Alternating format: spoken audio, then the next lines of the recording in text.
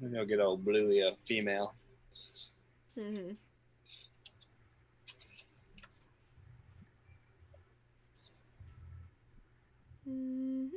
We are live. I'm waiting for the thing to pop up on my phone so that I can let the Facebooks know we're live. And Twitter. And then the bot will let people know we're live. Facebook. Das Facebook. Das Facebook.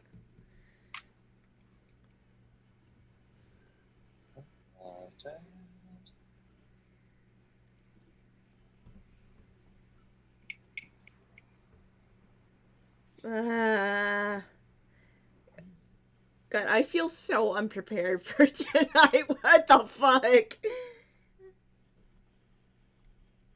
For what? I feel so unprepared for tonight's session. Oh, I thought you said for Jedi, and I was so confused. I mean, never prepared to encounter Jedi, so... I was like, what universe did we jump into? Holy shit. I mean, it makes sense. I would say Jedi because I've been binging the Clone Wars. My bad. I just was a little bit confused. I'm surprised I didn't summon Jerome right there. Be like, what? Jedi? Jedi? Well, he did his homework early this morning and then was squadrons like all fucking day. Mm-hmm. So that we could watch Justice League Dark while he ate dinner. And he's gone back, I'm sure, to playing Squadrons. Oh yeah, that dropped today. Kitsune was playing it like all day today. Yeah, and he's got it with what's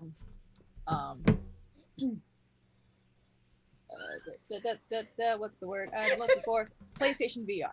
Thank you. Oh shit! So he's like actually like inside an X-wing. It feels like. Oh, yeah.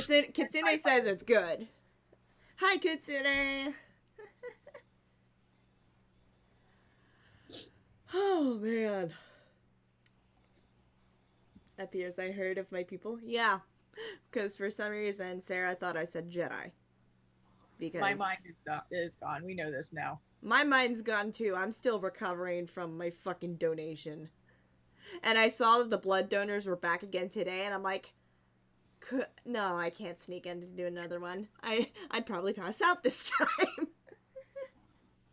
So if I remember correctly, it takes 53 days between your last blood donation before you can go do another one. Because your body has to replenish that pint that's lost. Mm-hmm. So I've got to wait 2 months to go do another donation. Blip. Hello, everybody. Yeah, and the Gecko has let everybody on Discord know that we're live. I'm just retweeting real quick on the Twitter for anyone who follows me on there that we're live.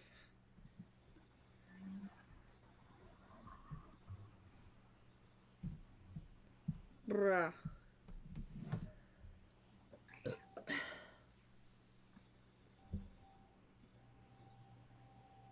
I don't like that it's silent.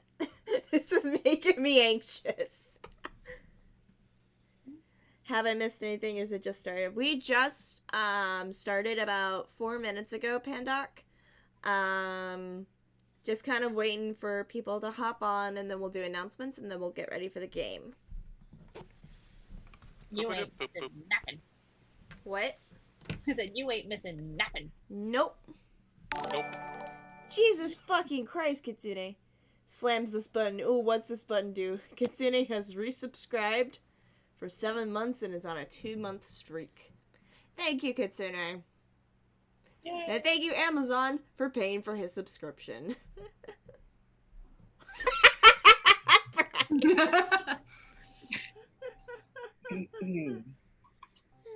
Oh, man. That was great. I'm waiting for Hannah to get back before we start the announcements. Go ahead. Go ahead and start without me. You sure? Yeah, go ahead. 1 second. My brain needs to waken up a bit.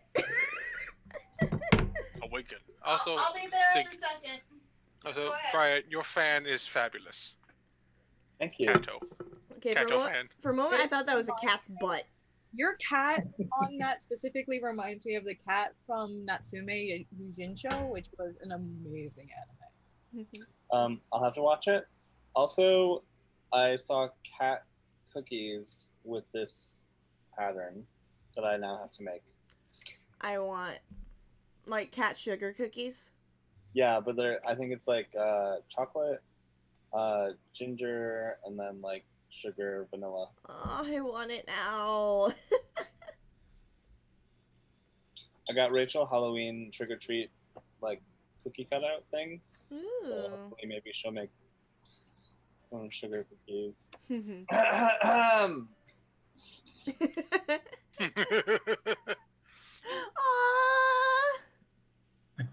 Don't Kitty. be taken back by the cute cat.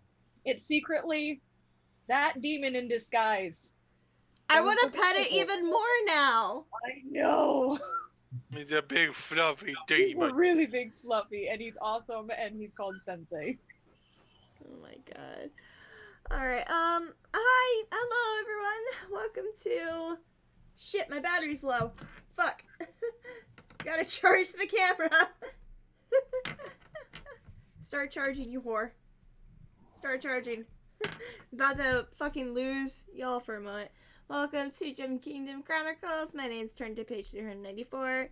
Here with Alpha Hannah 5311, Aki Obsession, Anna-in-Chief, Bridgie Lee, Brian T, Ben of Might, Bryce Hustleys, and Bart of the Midwest. We are here for episode 38 of Kingdom Chronicles. How we've lasted this long, I don't know, because we are currently -1 sessions without angst. We have gone -1 sessions without angst. I made a great purchase with this sign right here. Alright, Kitsune will probably throw up the link tree in just a moment, so we're gonna go ahead and shuffle through some announcements. Remember, this is a movement, not a moment. Continue to support Black Lives Matter by supporting your favorite Black creators and Black businesses. If you go to protests, please stay safe and wear a mask. Write your local politicians about your concerns of how the Black community in America is being definitely mistreated for many fucking years. And on top of that, if you want to help make a change with that, your vote can help make a change. Remember, this is election year. Not only do we have to worry about the president, you have to worry about your local officials as well. So research your local officials, find out what their ideals, their beliefs, and their goals are going to be, and make your votes wisely. Because it's not only the president that affects how our nation acts, it is our local officials as well. So make sure you're registered to vote. Deadlines are coming up very soon. A lot of states have had extended deadlines for October, but in a couple of weeks, those deadlines are going to be up. So make sure you're registered. Make sure you have applied for mail-in ballot if you don't want to go to the polls. If you do go to the polls, please stay safe and wear a mask because COVID is still very rampant if you have read the news today. So yeah, make sure your voice is heard with a vote. Make sure you're supporting Black Lives Matter. And that's what I have on that. Moving on to the next part of announcements. Stores! We have new merch coming very soon. Sarah has finished up the Leo is God t-shirts. She has currently played around her Society 6 store to see what items she can make from it. So she'll have some items up on her store very soon. And we will also have the Leo is God merchandise up on the Teespring as well. So you have 2 outlets you can buy it from. May I share it with the screen? Yeah, you can screen share what the logo looks like. And there is Leo himself. All praise Leo.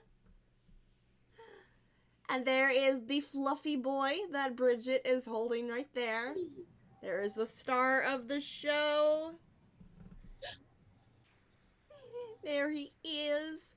So we will be having those up in the stores very soon, either on the Gem Kingdom Teespring or on Sarah's Society 6 store. You can purchase from either of those outlets. If you buy from the Teespring, 50% of our profits do go towards 826 San Francisco to help support underprivileged kids in creative writing. And if you buy from Society 6, you support Sarah directly. All right, and do you have any, speaking of Sarah's store, do you have any other new merchandise up in the Society 6, or is the All Praise Leo going to be the newest? All Praise Leo is going to be the newest. Unfortunately, due to circumstances, I have been trapped in my house for a couple weeks and unable to get out and take any pictures. Oh. So, it's been fun. Yeah.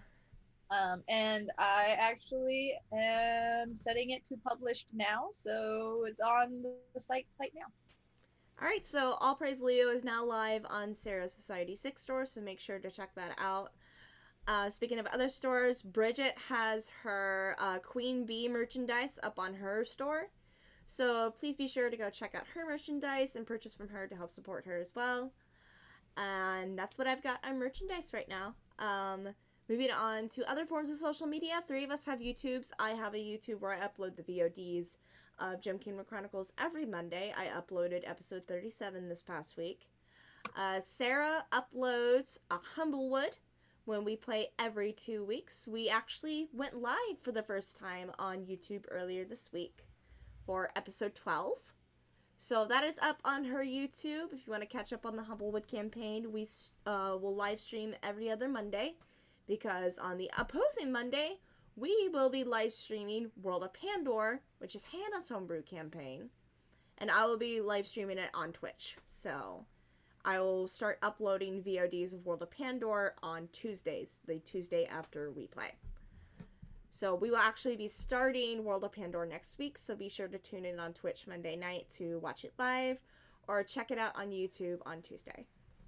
Ben has his YouTube that he uploads every Tuesday and Thursday for some Let's Plays. What's the current Let's Play you're working on right now? We Happy Few. We Happy Few. So he uploads every Tuesday and Thursday at Big Coops of Might on YouTube. So be sure to go subscribe to him. Subscribe to Sarah as well. And click the bell icon to be notified when they have their next uploads. That's it on the YouTubes. Last but not least, for other Twitch accounts, Mitch has his Twitch account that he is now streaming every Sunday. Yes, I will be starting this week on single player. I'll be going back to Doom Eternal. Other than that, random streams before then will happen. We'll just be streaming games with a couple of friends of mine. Okay. Those will be intermediate. It just depends on what we're all feeling at the time. But starting this week, 11 p.m. UK time, I'll be going back to God of War, Doom Eternal. Alright. So at 11 p.m. for UK time on Sunday, be sure to go check out Mitch's Twitch account, _MNChief, and go watch him there and go support him. Also, please support our lovely moderator, Kitsune. He has his own Twitch account that he streams on as well. And I'm pretty sure he's going to have some Squadrons content for you guys fairly soon, because the game just released today. So please go support him. He also has his YouTube where he uploads Let's Plays and VODs. He's actually going to be uploading some VODs of all of us playing Among Us very soon. And he caught some pretty funny moments on our most recent gameplay on Wednesday. So, hides the fact that I'm editing the episodes already. Aw, Kitsune! So please go be sure to subscribe to him here on Twitch and on his YouTube, especially if you want to hear all of us being chaotic as shit on Among Us. Alright, that is it on Twitch accounts, I believe, and I can't think of any other announcements at the moment that aren't hitting me in the head right away. So if anybody has any last minute announcements they want to make before the ritual, the floor is yours. Not this time. Okay. My last announcement is wear a fucking mask. Alright, and if that is it for announcements, Hannah is about to start our nighttime ritual before every game. I think she's run to get the blanket. Yes, she has. Alright. Hannah, you know what to do.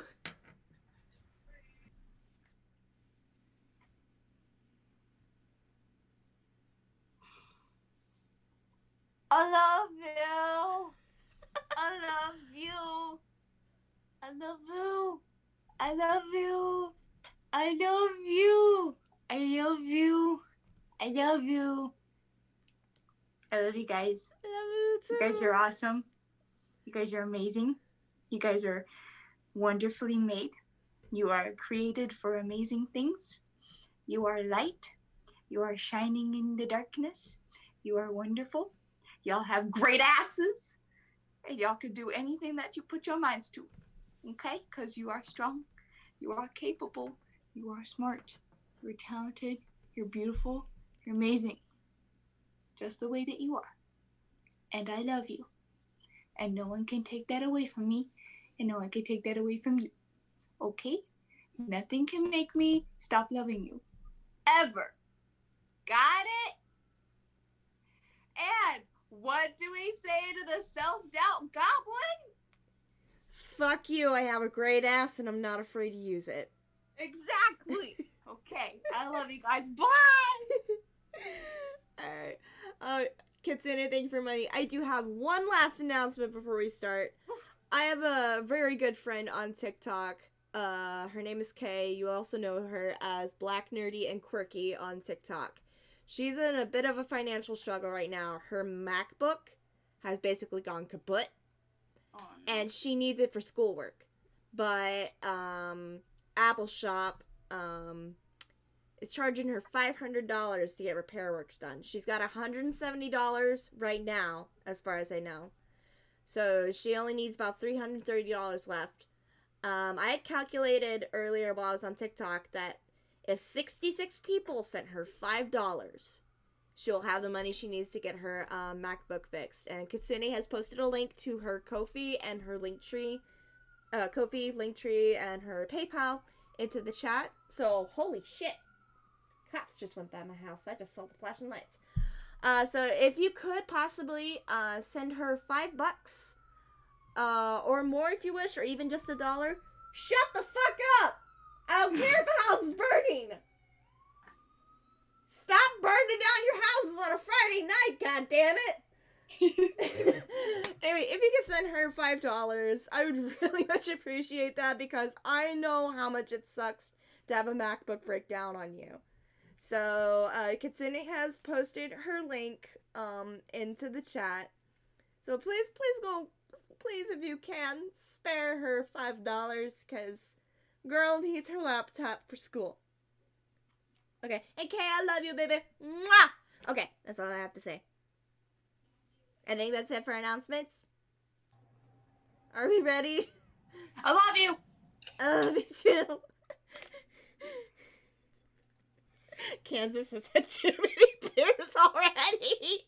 That's fucking right. Okay. Without further ado, oh god, let us dive into tonight's episode of Kingdom Chronicles. I'm not emotionally ready for tonight. Alrighty, so previously on Kingdom Chronicles, it was since we're still kind of in a downtime thing, there was just a lot more just character stuff that went on sort of between everything. Zink got some of the circles that he wanted.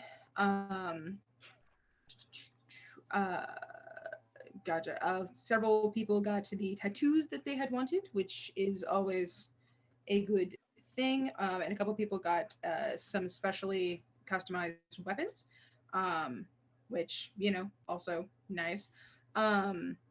See, Drax got his new greatsword. Also went over, Zink got some extra info about the elite jewels, which was in a small picture book that didn't give much, but it was something. It was more than you had at the beginning, so ha ha ha ha. And Sierra went back to sit with Isla and Drax during Isla's tattoo because it took a long time because it was a big one. It was very large. It was very big. You're going to be very proud of me. but during the process of that, while Sierra and Drax were kind of going back and forth with some of their slightly meanly tinged, I guess, like a sibling stuff, Isla had a little bit of an outburst because she could feel everything that they were doing. And Sierra left, so Drax and Isla are kind of considering how to progress from there. Everybody ended up meeting up at the pub where Zinc was determined to get everyone drunk. And may or may not be succeeding. I think Zinc was more drunk than Araquiel because Araquiel was actually managing to hold his own. And Darren is also working the bar in disguise, and Sierra didn't recognize him at first, so and then she does after he says a thing of like, wow, I didn't know you wouldn't recognize me. So yeah. At least she's proven that she's fucking faithful, okay? Yeah. And eventually, like, after Drax and Isla like finish up her tattoo, they also arrive, which is around like when we had to end for the evening. And the last shot was audio only, technically, in the realm of the world of this TV show. It was a black screen with some chanting from some kind of congregation that sounded like it may be similar to the one that we'd heard at the end of the last one. And the chanting was saying, "By Lethander's will be done." So yeah. So I remember that a couple of people had different weapons and stuff that they'd ordered, but I think everybody has gotten theirs in one way or another. Like, I've just got a note about that at least. I know. So the I don't know if I should want to say charmed, because it wasn't necessarily that. It was just that she so awed the little dwarven apprentice boy that he proposed marriage on the spot, and she had to turn him down. She didn't want to rip off his head. So I just remember that. But yeah, so with all of that being said, I think where we'll resume is I guess probably like the tail end, like unless anybody had anything else that they wanted to do like in the pub. I think we'll resume on like the tail end of everything, where everyone's heading back to the words and things. The guest house. Yes, thank you. Everyone's heading back to the guest house. The Airbnb. Yeah. Zinc, are you there? There's just like a black void in your Yeah, there's a black void hovering on side of the screen, and I'm pretty sure that's a demon. Oh, great, the necrotic patches are back. Oh, damn it. Fuck. Zinc, I think you were drinking most heavily out of anyone there, so I want you to make me a con save. It's the only roll I ever do well. This. I hate to say it, but please fail this. I often do not. Hold on, sorry, I was just about to... Give me this one time. Just about to devour some delicious Chinese food.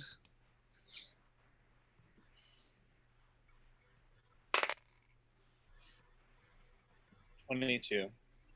Okay, fair. You were able to pace yourself, especially because I'm gonna say, I think I'd mentioned this last time. Araquiel was on the down low, making you drink water and like giving you more food and shit.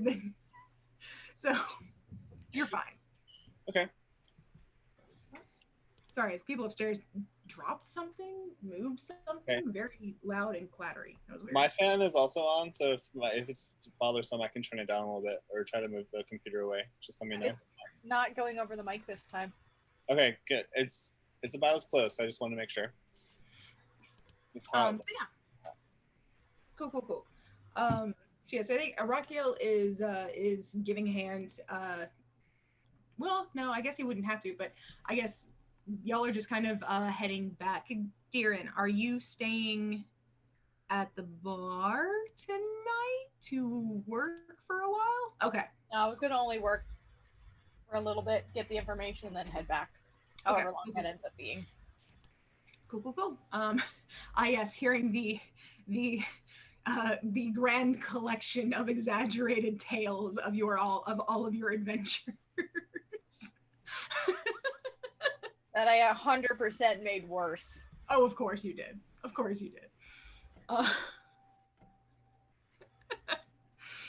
Oh, Lord help me.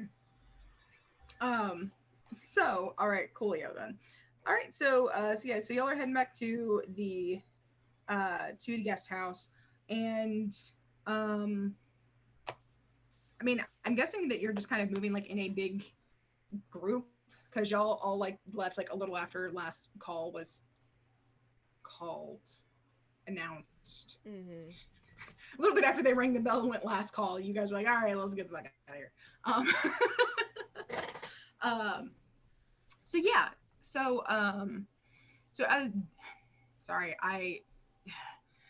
My Vyvanse prescription ran out, so I am unmedicated today and a little bit scatterbrained.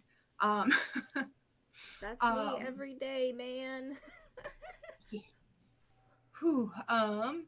So you guys are heading back, and I'm gonna say, just because I want to progress a bit through this stuff, unless anybody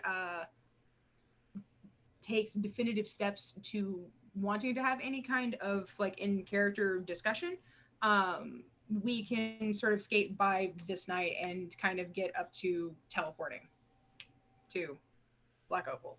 Or, well, I guess the next morning, because I know a couple people still wanted to get tattoos. Yeah. But yeah. So, Sarah's just quiet and walking beside Darren, heading back, so not really much dialogue coming from her. Okay. Zink is just humming, like, aimlessly, like... Whose shoulders is he riding on? Since wait, he's not drunk. Never mind. What the fuck? He's frolicking a little bit, and like he will, like, if Sutha or Devotion offer, he'll ride their shoulders if that's a thing. But Sutha does. He's really chill. The alcohol, ironically, mellows him out. Instead of like making him crazy or... Oh, that's fucking caffeine that makes him crazy. Yeah, or whipped cream. When you're that little, I mean, it all goes straight to your head. Even if you are 8 inches and taller than you started this campaign. Okay, gotcha. Well, in that case, yeah, like I said, we'll probably just head on over to the next morning. I think since a lot of people had already gotten their weapons and stuff today, or had done like some small training things in kind of general. Devotion, I know you wanted to get a tattoo. Did anyone else want to get a tattoo or do any remaining shopping for like the last full day that you'll be here before going to Black Opal?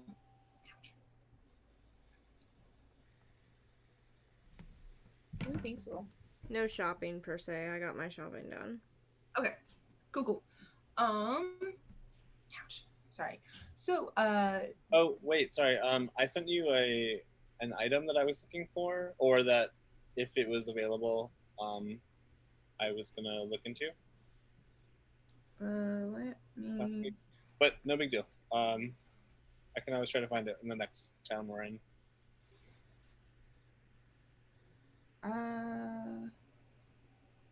Well, the next town we're gonna be in is Black Opal, and given the fact that we found a fucking staff of the Magi there, pretty sure we're gonna find what you want. You're better off finding it here. I don't. Oh, that thing. Yes. There she goes. There she goes. My white whale. That one, To be fair, that one might be here, but since it's a very rare, it starts at 5K. So I see how it is. Devotion, I may need your assistance today. Look, I don't have another dragon heart, man. I got a few teeth left, but I don't know if a guy will make that. You might have to save up a bit for that. Had Wait. this conversation. Nate's not allowed to talk to shopkeeps anymore. 2 campaigns. Yep, I got the Staff of the Magi here, and I got a loot in Sarah's game that can summon meteors. Ben's face. I got it for a couple hundred gold. It can summon meteors They and just gives him 7th level spells. Alright, in his defense, I also got a fucking gun that looks like a trumpet that kills people by doot-doot, so... This is what happens when you put Sprinkle in a game. Yep. And I got that for a couple hundred gold, a jingle about his shop, and a poster. Because he's insane, and he found that as a good deal. Mistakes were made. I know. Fair enough. So, Devotion, you're heading over to get your tattoo. I don't know if Zink wants to try to like convince you to help him with his weapon or his staff desires, or what, like on the way over there. But if anyone wants to tag along with him, he's not going to stop them. So he would have the opportunity if he wanted. Fair enough. Okay. Oh yeah. So sorry. So you're heading over there probably fairly early in the morning because Devotion. Yep. So you get there before anybody else is there, which means that you're going to be able to go in and get the thing. Remind me which of the tattoos that you were getting this time, and how big it was. I think we nailed it down, but I don't have that piece of paper. It would probably be large to quite large, because it is over his wings. It was an enchantment to give me I think it was an additional 10. It was a modified movement one. Yeah. Okay. And Cool, it's going. cool. Yeah. Gotcha. So that one was large, but it's over the skin of my wings, so it's gonna take a while. Yeah. I have big wings. Yeah. So I think I whittled down that one's going to take, because it wasn't going to be as ornate as Isla's, for instance, but it is taking like up a pretty good chunk of space. So I think it'll probably also take about 8 hours to do in total. And I think the total amount of gold that I worked up was, I think, 900. Yeah, 900. Yeah. That's what you quoted to me. Yeah. Okay. Yeah. So he will do the thing for that, and that was also including the price of one of the special inks, so that you can get an additional 5 feet. So you get 10 total. There we go. Yeah. Specifically for flying. Yeah. We can say it's +5 for each wing. Well, yeah, fair. Otherwise, you'd be a little. Yeah. And I, for the record, Hannah might roll her eyes at this, as you all might. The design essentially is going to look similar to flames on his wings when they activate. So he's essentially going to look like his wings are on fire when he is. But the visual effect he will request is something he can turn on and off, because especially if he has to fly stealthily, that doesn't help so much. But the patterns look like wings, and they also kind of glow when he needs them to. But yeah. Alrighty. So, so yes, you explain what you want to the tattoo artist. He kind of nods along for a bit, and then gets out his implements. Tells you to lay down, and does sort of the channeling setup, and then steps in. So you're set for the day. Yep. I'm set for the day. I ain't going nowhere. Going fucking nowhere. Anyway, so, uh,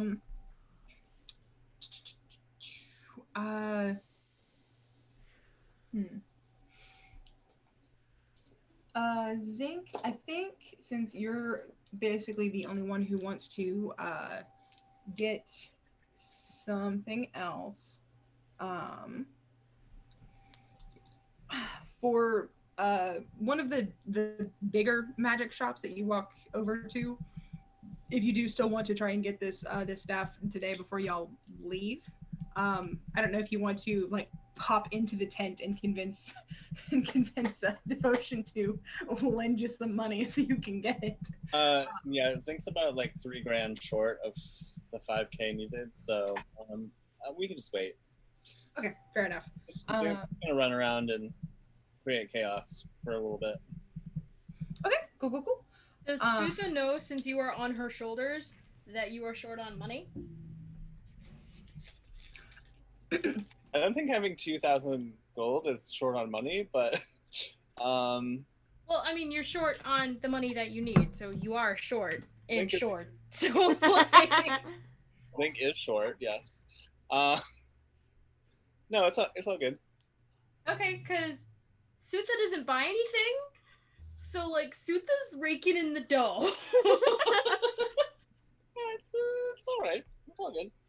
Okay. Thank you. Checking.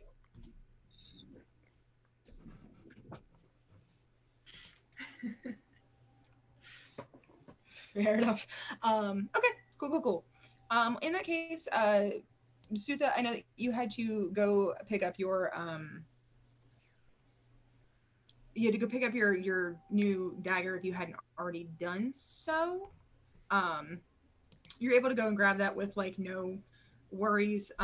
The apprentice guy is there with but he's actually like in the shop with his older, or his, I don't know if I said like uncle or great uncle, but the actual owner of the shop that he's apprenticing to. So he's like on his best behavior and is very, very like upright and only speaking when like he has to, and just like, thank you very much for your order. We hope you have a great day. So yes, you're able to get your stuff and then head on back to everything. Sorry, and like I said, if nobody else has anything else that they want to do here, like in or around the castle or guest house before we leave, we can go ahead and get back to Devotion getting back from his tattoo. But if you want to do something, let me know. Sierra just makes a stop at the Temple of the Raven Queen in town, just to, you know, get in tune with her clericy shit. Nothing really to roleplay out, though. Mm-hmm. Okay, cool. Zinc also, sorry, I forgot about this. Zinc is going to send a parcel with 1 sending stone and a note and maybe like, I don't know, 10 platinum to his mom. Aww. So by courier or whatever the average means of post is. Okay, I legit had a moment because you're like, I'm gonna use a sending stone to send us. I heard I'm gonna use a sending stone to send a parcel, and I was like, they don't do that. Not that kind of sending. But then I reran what you had spoken in. I'm sending the sending stone. Yeah. Just yeah. Brain. That's really cute. Okay, so send stone and money to mom.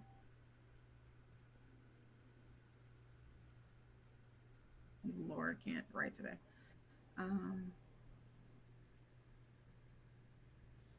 Cool.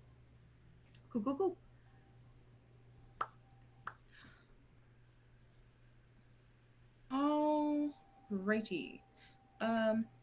Okay then. So in that case, Devotion, your tattoo goes on pretty smoothly, pretty cleanly. He sets up like a big mirror so that you can finally see it once it's done, and you can see sort of that like almost like internal ember effect. Once you finish up everything and can sort of just see it displayed there, it looks real fucking cool. And you do notice once you give a little thing to try it out that you do fly a bit faster, which is perfect because that's exactly what you wanted. So it goes on there correctly.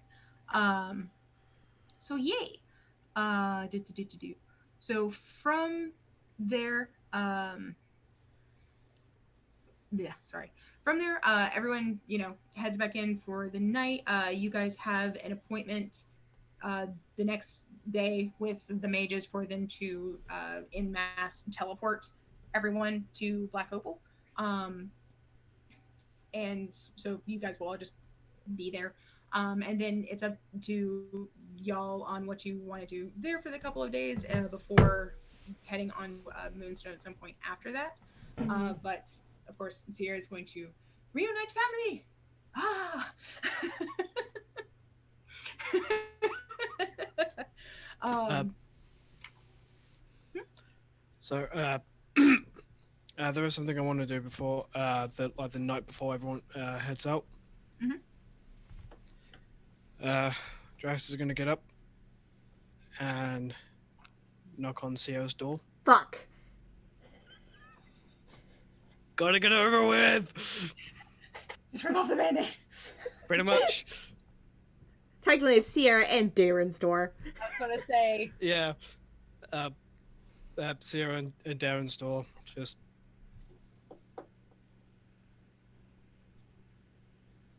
It's Drax. Sierra just instinctively just like creeps back under the blanket, not wanting to answer. I'll go. Okay, I'll go and answer the door. Fuck.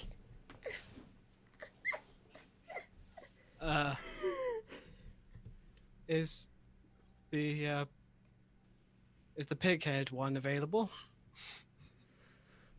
Under the blankets. Darren, you just hear in your head, fucking traitor.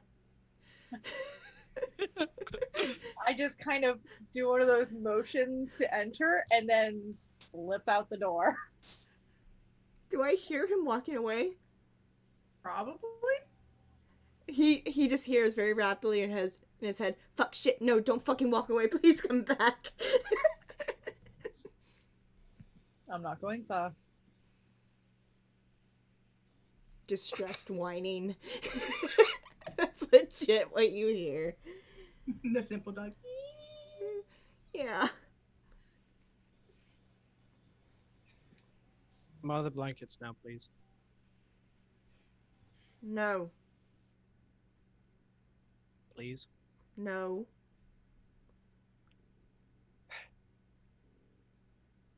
Fine. Drax will kind of like sit on a he'll sit on the edge of edge of the bed, like by Sierra, but nothing past that. All right. I will allow you to speak, but there's some things I want to get off my chest first.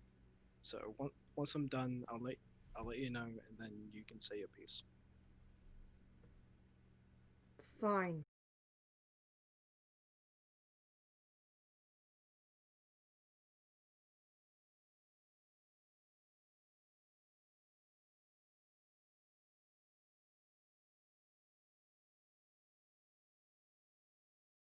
All right, did it stop for you guys too? Yep. Says the network error. All right, are we back? I'm texting the stream real quick. It might be internet error. Okay, it says we're back. Okay. It was probably a Twitch and a Zoom thing simultaneously. Probably. I was just like, no, fuck, god damn it. Fuck, what was I? Something like we've been fighting and shit. Right, yeah. I realized that what I said in the Hematite Abyss was over the line, and I haven't. I was going through my own shit, and I took it out on you, and that was uncalled for, and I do apologize profusely.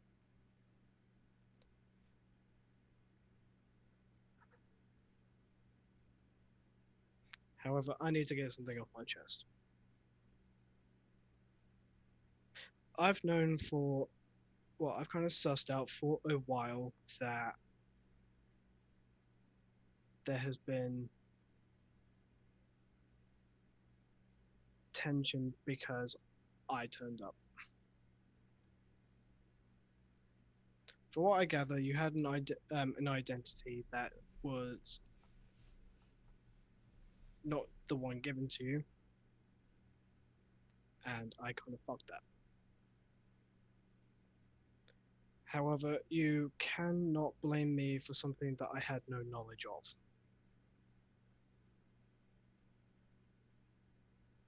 I just saw my sister again for the first time in 3 years, and yes, I'm gonna call her by her name.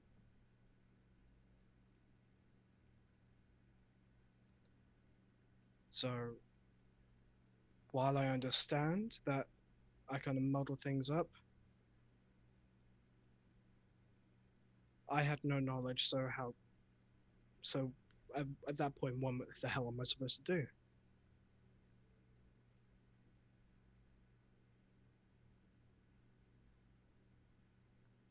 To be honest, I just want my sister back.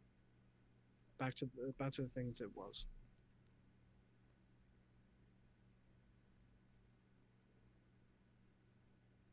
You can say your piece. You want it back to the things it was? Back when I was living miserably? You want me to be the person I was 6 years ago, when I was at my worst? And now you're finally saying sorry. You're finally having the balls to say sorry instead of giving me a fucking dagger as an excuse to say sorry. I don't blame you for mentioning my name in front of everyone. You didn't know. But Drax, you also ripped away 3 years of an identity that I struggled to build. Because I was not allowed to be myself in Black Opal. So, why bother being myself when I could be someone new? But that got ripped away. And Zinc started questioning me. And I started to fear that everyone else would question me too. So I was angry.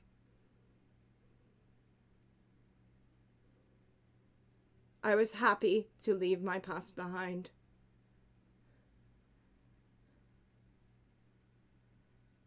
And another thing.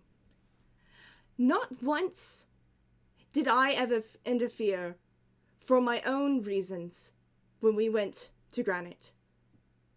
Not once did I ever do anything to feel better about myself.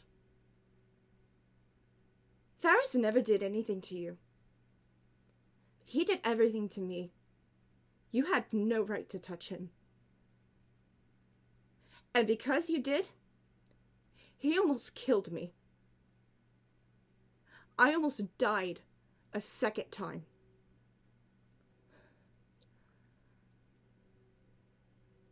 I understand you were angry at him,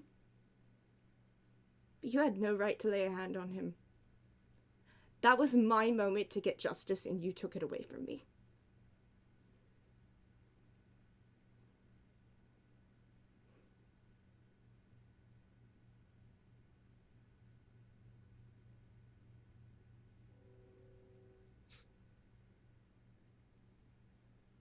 May I speak? Go ahead. I understand that. And you're right. I have no excuse. I let my emotions get the better of me.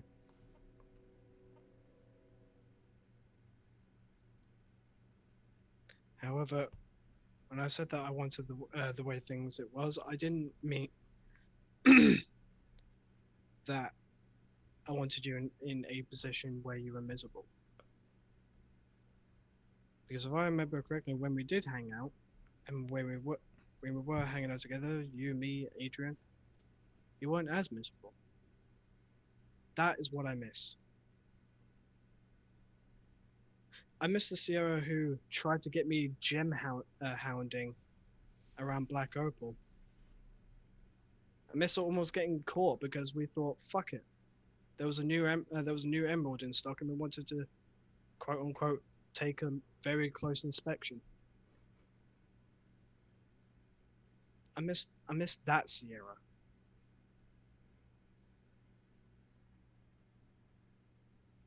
I hated what Black Opal did to you, and I hated what Ferris did to you. And you're right. I had no right to do it. Absolutely not. And I am sorry. However, we're both at fault here.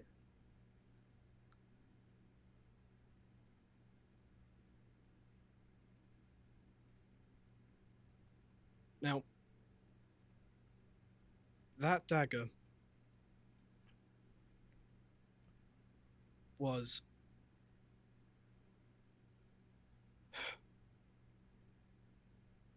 that dagger wasn't supposed to be the full apology. It was more on the lines of, I wanted to get you something material that you could have in preparation for a conversation like this one.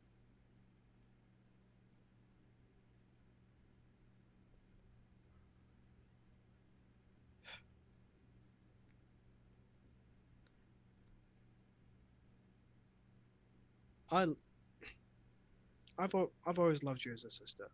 I still do. That's not going to change one bit.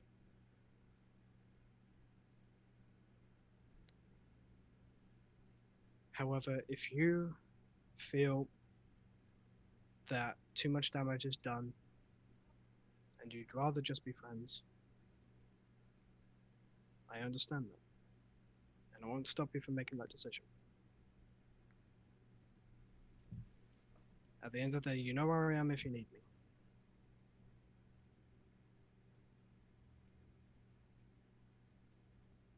I haven't seen you in 3 years, and I missed you too much that I didn't think.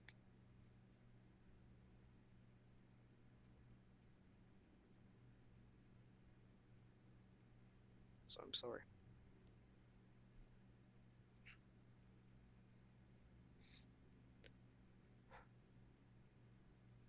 That's all I wanted to say.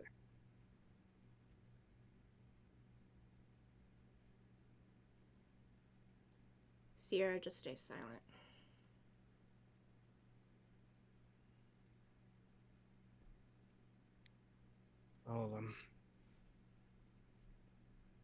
I'll leave you be then. Drax gets up, gets out of the room. As he passes Darren, he just gives a slight thankful nod and then goes back to his room.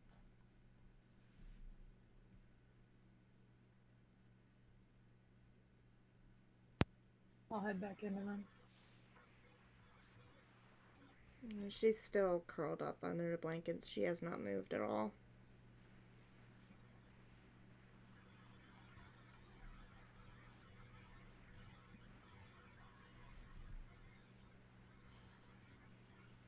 I'll just go and sit on the bed next to her.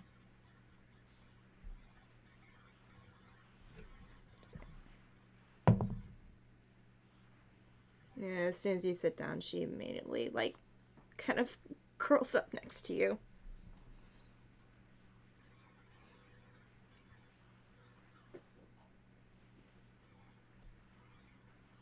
He won't say anything. He'll just sit next to her and stroke her hair and...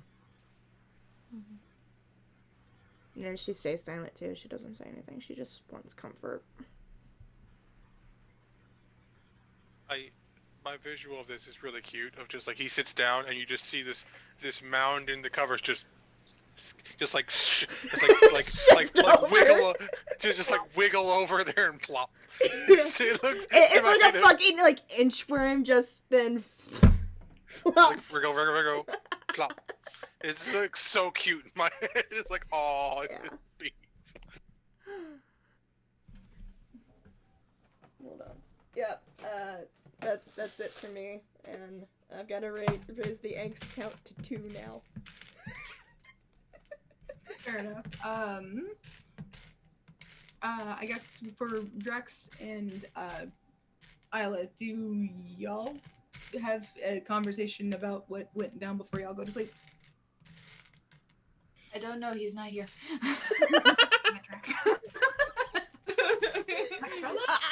Isla's probably just in the room. I think it's going very well. I mean, you're probably not wrong. Well, she's probably like sitting on the bed, twiddling her thumbs, like, "Oh God, oh no, oh boy, Oh no. trying to make like all the flower crowns. Like she's got like a big pile, just weaving nervously. Isla sitting there. I sense a disturbance of the force. I sense disturbing emotions. I sensed angst. I'm in a glass case of Ocean! Exactly. There we go. Drax.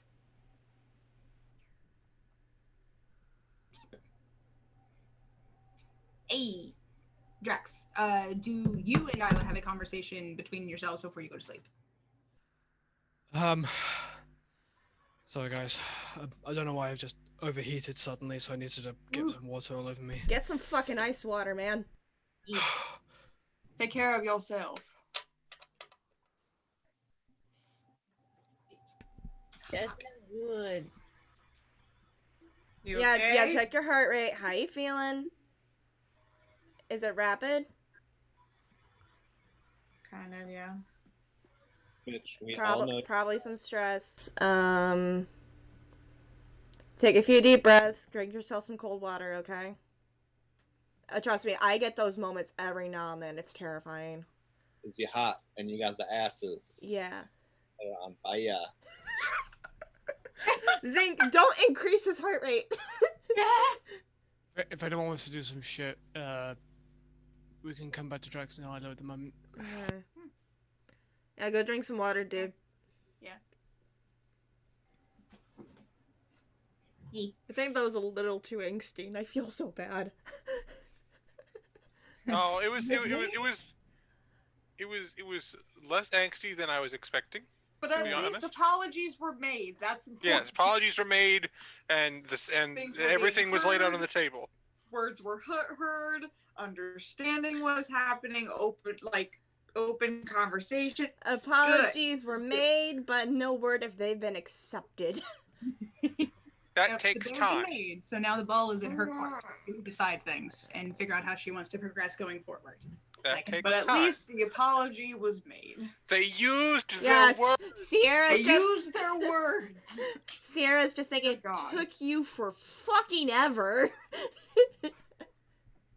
One of these days, it's kind of like Ocean's got instinctively look at the two of them, roll up a newspaper, and bop them both on the head.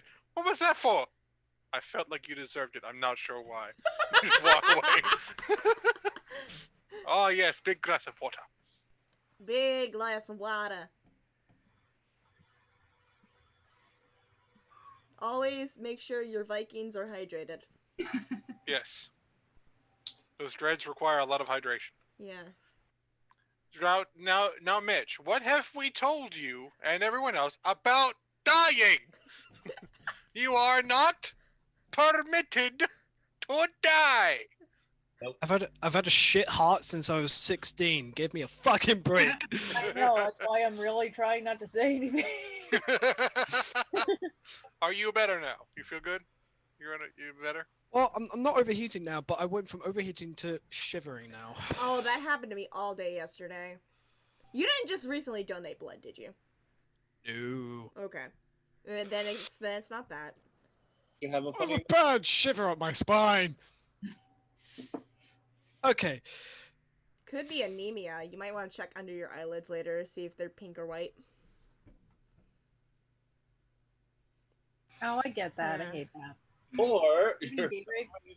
it's all good. Do you have any Gatorade? Electrolytes. You need electrolytes. That's why I'm suggesting Gatorade. Mitch, we said electrolytes, not I water. have plenty of Gatorade. I have rainberry and like mango something. I'll chuck it across the sea. Electrolytes. It's what plants need.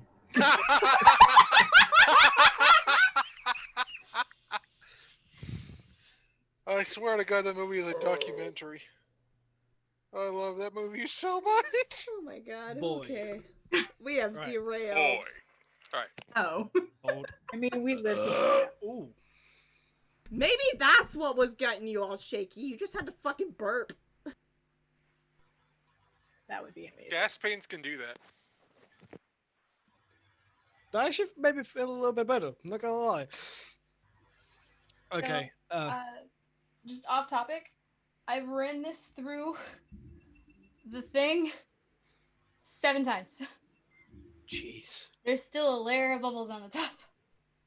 Wow. Alright, continue. Damn. Yeah. So.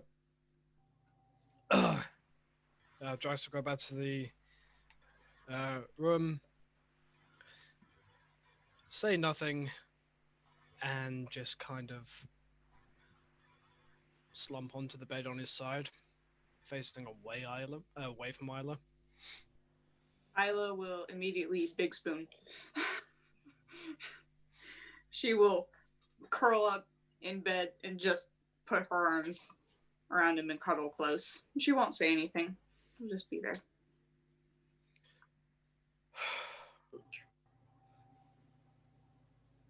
I fear I may or may not have a sister by tomorrow. Well, did you guys at least listen to each other? I listened to her, and she seemed to listen to me. It's all that you can do.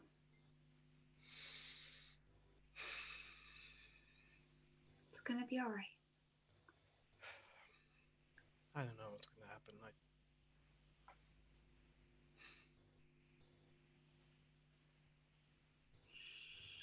I don't know. Right now, I'm tired. I just want to go to sleep. Okay. I'll be And- right here. He turns and cuddles into Ida's chest, and within minutes, he's just out. Of course, right in the chest, so. Cause magic titties. I was gonna say something, but no, I'll behave. When do we ever behave, Sarah? I have more self-control than most of you. I'm just gonna say. We're aware? Like, this is not news. Yeah. Fair enough. Okay, cool. So in that case, the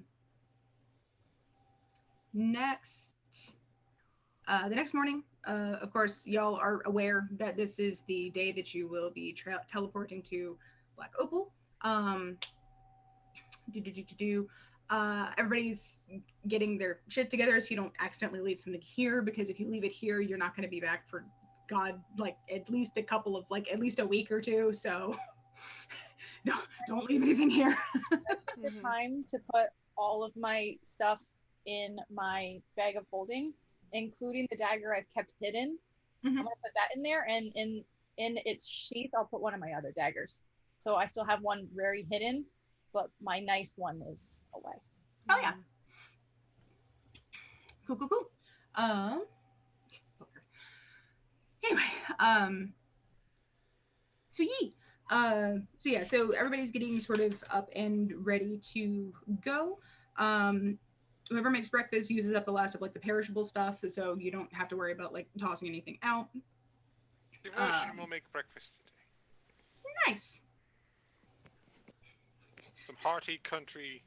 This is some hearty country food with just a kick of spice. Just a So little bit of heat. basically Louisiana. Oh yeah. Mhm. Nothing that's going to set everyone's mouth on fire, but just like, ooh, Mhm. just a little nibble of heat. That shit from the bayou. Oh yeah. Yeah, oh yeah. Okay.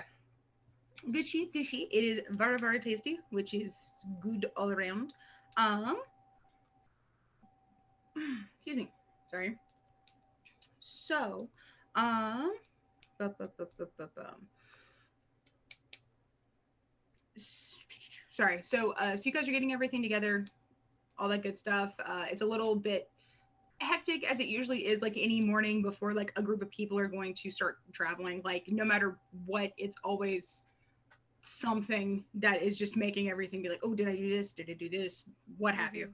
All that good shit. Once you guys have sort of assembled everything, sort of scarfed down to breakfast, and are prepping to actually like leave the guest house and go to where you have to go to meet the mages. Uh, with words, sorry. Sierra. Araquiel kind of not exactly like sidles up because that like implies I don't know something like surreptitious about it, but he kind of like He comes kind of up walks close beside me. yeah, but he kind of looks like nervous in a weird way. Like he seems nervous, but in like a very young way that you're kind of familiar with. But it's also weird because he's your dad. But you know. All right. So that's weird. I think I'm plugged. Anyway, sorry. So he sort of nods, and then I wanted to get my family something, and I wanted to give you yours first, as well. I owe you a great deal. So I hope you like it. And he kind of holds out this little box. It's wrapped in like gold paper with like a white ribbon on it, with a little pink with pink edge on the ribbon. So he like holds it out.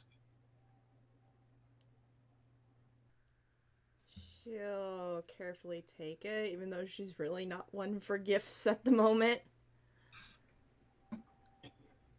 Thank you. She'll carefully open the box up.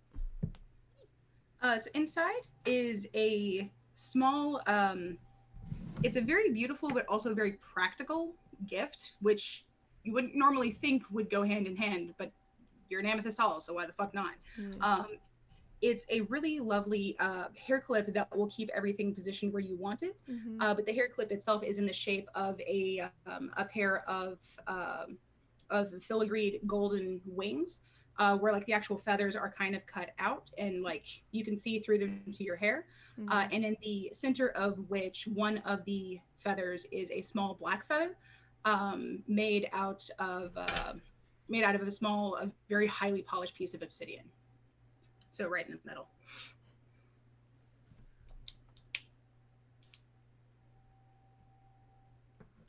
Thank you. It's beautiful. I admit I don't know you as well as I could have, but it seemed something to, in a way, connect to everything that you have going on, at least in the realm of the divine. So I hope it serves you well.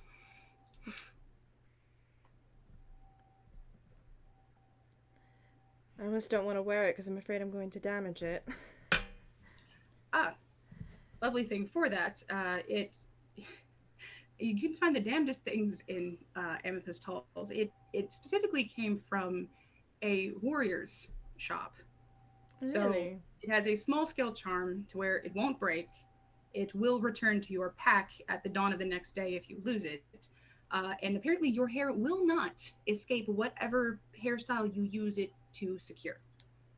So the lady at the counter tells me. Good to know.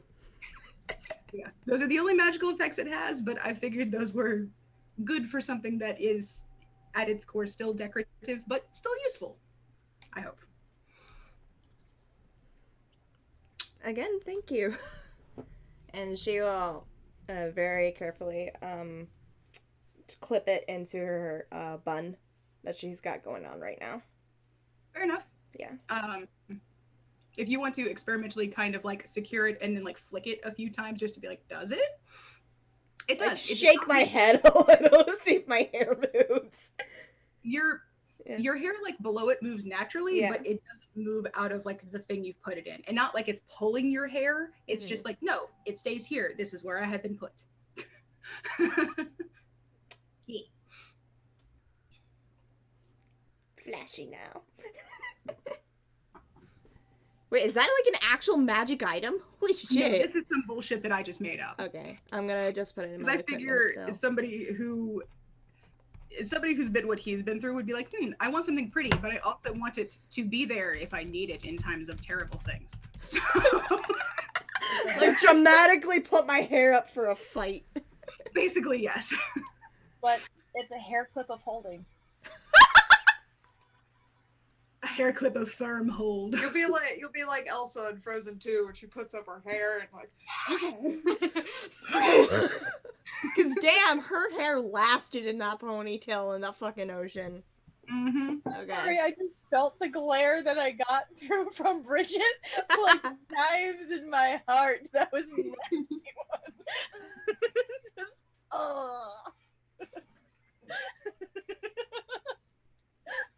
Okay. sheer disappointment. Yeah, she's got the hair clip in her top bun now. Yay. She looks like fucking Zuko. No, not Zuko. Fucking Sokka now with her fucking undercut.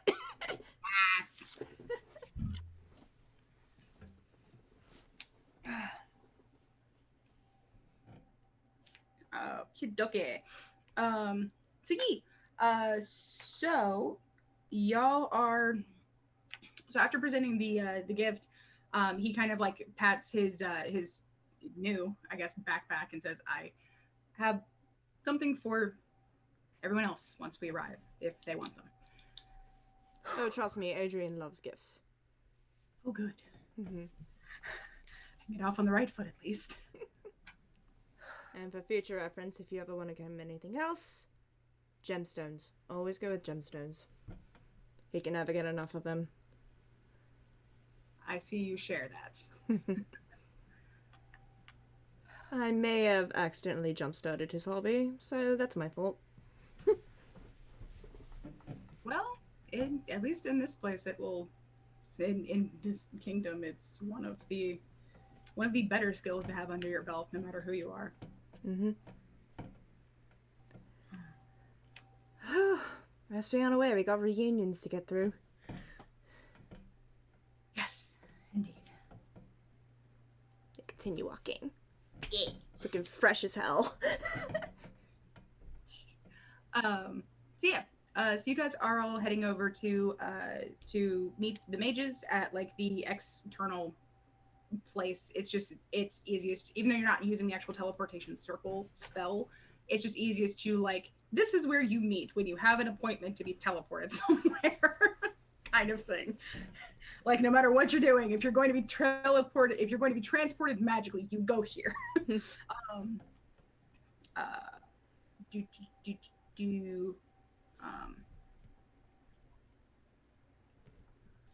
I can spell today. Good Lord help me. Okay. Sorry. So yeah, you guys are heading over there.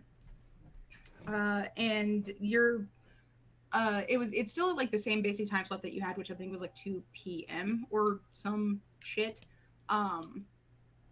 But y'all, spent the time getting ready, making sure that everything was cleaned up and you're ready to go.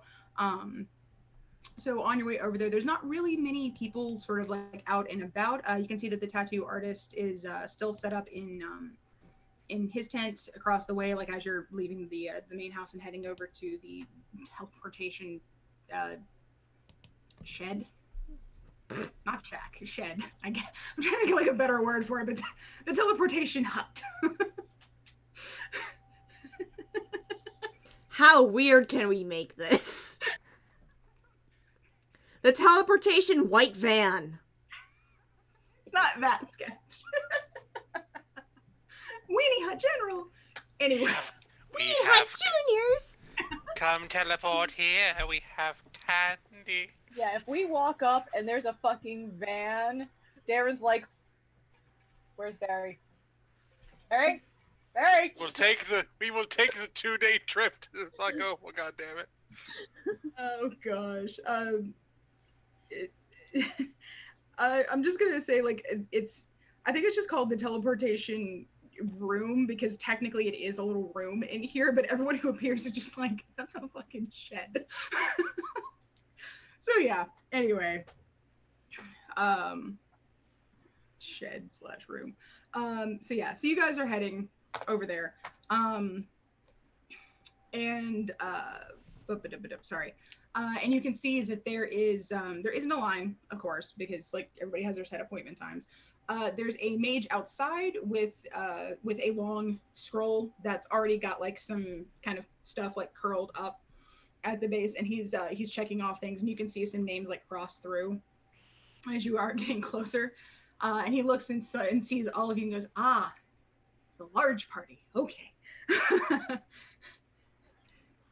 You're the biggest one we have on our schedule, so it's not difficult to determine. Right, the Sovereign Sentinels, you guys are ready to go at 2. So once you're ready, just step inside, and Magnus will be teleporting you out today. So, Did he seriously just call us Sovereign Sentinels? that's what y'all are called. That's what the name of like the people who get the special coins. That's what they're technically called by the queen. My brain is dead. I forgot that's what we're called. Yeah. For some reason, I thought we were called the Harbingers. I'm like, that sounds a little spooky for this particular queen. Because we haven't come up with our own actual name yet. And I was just like, Yeah. wait, did we come up with a name? I don't remember this. Thought we were the Crystal Gems. Okay. My head is going to be singing that forever. Oh my god, Bridget, yes. Think is good. Fortma. Magnus appears. What? Zink is gonna nudge Fortma when Magnus appears. Okay. I was like, what happened? Zink is gonna be like, Brian's just like, wee in the fucking chat. Okay, we're derailing again. So, guys. I don't think this train has rails. No, it's more like a gondola. Anyway, so you guys head inside, and it's it's set up kind of like a like quick receiving room where like basically it's just 4 walls, a roof, the teleportation circle, a few assorted other things, and like a mage at each of the 4 corners, who just like is waiting. When you guys step in, Magnus, who Zink recognizes, steps forward, and he's still doing like the arm and robe thing. And Zink, if you wave, he will remove one to wave back. Hello, I'm Magnus. I will be teleporting you this afternoon. I've been told there was a change in itinerary. good to see you. I just looked on a page. Perfect. I've been told there was a change in itinerary, and we will be teleporting you to Black Opal. So if you would like to, please gather round in a circle. I'll start from the center, and you should be on your way to your location within a moment. Good to see you again. This is Fortma. And gestures at Fortma. Hello. Have a safe travel. We'll be back. Fucking crazy. Okay. So Lord help me. So anyway, so you guys are gathered in this circle. Good stuff. And excuse me, goodness. So you guys gather in the circle, and Magnus takes his hands out of his robes and starts moving his arms, and almost kind of like a conductor, as he's reciting the incantation for the spell, because I'm pretty sure it has both of these. The crystal on his bracer gauntlet thing kind of flares a bit as the spell is cast. You guys see sort of this swirling purpley white magic kind of coalesce around you, and between one breath and the next, you are then like in the town square of Black Opal. Just Do we knock over a cabbage cart? Cabbages. you do not.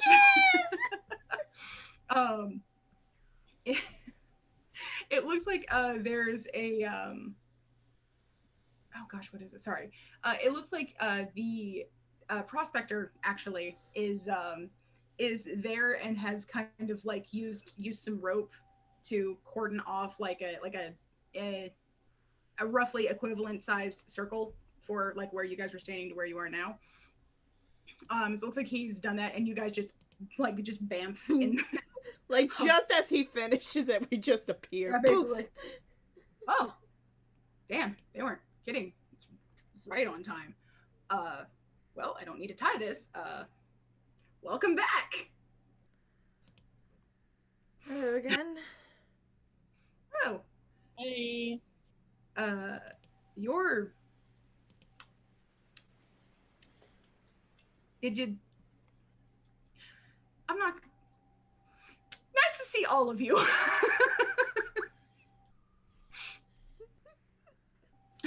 I'm about to say, fucking say it, Del. Fucking say it. It's just like, how do I ask someone why they're blue? Just his mental process is like, how do I ask someone why they're blue? I love how none of us have brought up that he's blue. I'm not going to. I'm not going to until he's like, I'm tired of being blue. Can someone fix it? Just boop. But until he brings it up, no. He can enjoy being blue. Does not have any impact on who you are as a person. So yeah. Doop-a-doop-a-doop. And sorry. So the prospector also sees like Araquiel and looks like kind of confused, but I didn't know you added somebody else. But you're back. Welcome. Yeah. Thank Shit you. got crazy down there, but should not be any more kidnappings going on, so. Wonderful. I'm definitely glad to hear that. Glad to see you're all in one piece despite having to get through all of that down there. Thank you. Wasn't easy, yeah, and there were some close calls, but you survived. Yeah, the abyss will do that to you. I actually had a fairly good time. You led a revolution. Great. I started a revolution. You might occasionally notice a few random people you wouldn't normally see around pop up out of holes or certain caves. There are quite a few ways to get out of the abyss if you know which tunnel to take. But there were a few people that have been taken hostage. I say hostage. To the arena that also escaped. Ah, right. Yeah, the drow like to do that. Well, hopefully those traditions will also fade with their new leader. You weren't kidding. All right. Well, shit. It always seems to end up this way when one goes to the Underdark. You go down there to find answers, and you end up leading a coup. It's just kind of par for the course. Sierra just looks very suspiciously to Devotion when he says that.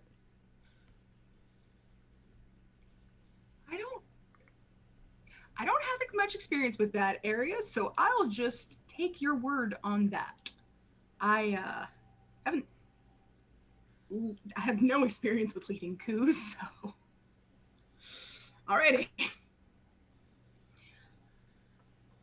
Well, I'm assuming you didn't come back just to give us, and by us I mean town, and an update on what's going on down there. But I believe you'll find your mother at the library, per usual.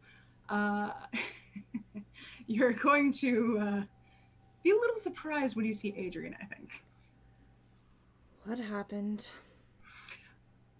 I'm not going to spoil it. He's been very excited. Sierra just heads straight for the library.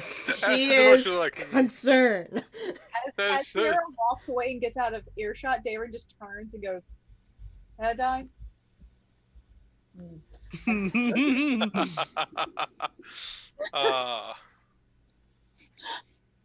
Good lad. Well, a lot of you can enjoy the reunions. I will be along, hopefully in time. I'm going to take a quick fly around the city, around town. I recently had an upgrade done to my wings, and I'd like to try it out in a nice open air, where there's not a city full of people to wonder why there is a demon flying over the city. Would you like some company? If you'd like. Okay. We will meet up with the rest of you back at the library. I kind of, as I started walking away, took Sierra's dad by the back, was like, "Here we go." Right. Yes. Yeah, Sierra just went straight for the fucking library because apparently Adrian did something. She was like, "Oh dear, oh no, oh dear, oh no, I need to go see what's happening." She like completely forgot. I'm here to show and bring my dad home. She's just like, "Little brother did shit. What did he do? Must go see."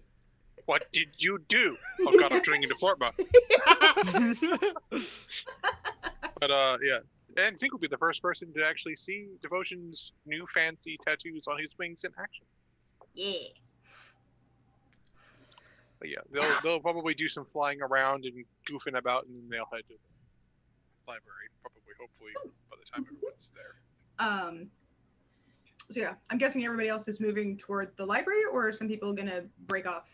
Okay, go. So yeah. Zane casting a spell as a thing. Oh shit. High, lower, middle. Please do not cause any international incidents while flying over Black Opal. I am an international incident. I will try to keep all my hands, arms, legs, hair, etc. inside the car until it comes to a complete stop. Also, let's go high. Okay, you are fine. Everyone just takes a deep breath. The Jolly Rancher is okay. No explosions. Hey guys, I'm back in Black Opal. No explosions, no plants. No new colors. Not turning a different shade of blue. Which is what I will do if we get that result again. You will just become a different shade of blue. My vote is blue-green, so that no one can actually tell what the fuck color he is. This is a sky blue. My natural pigmentation is navy. Will Smith's genie was amazing. Fucking fight me. It was absolutely incredible. Moving on.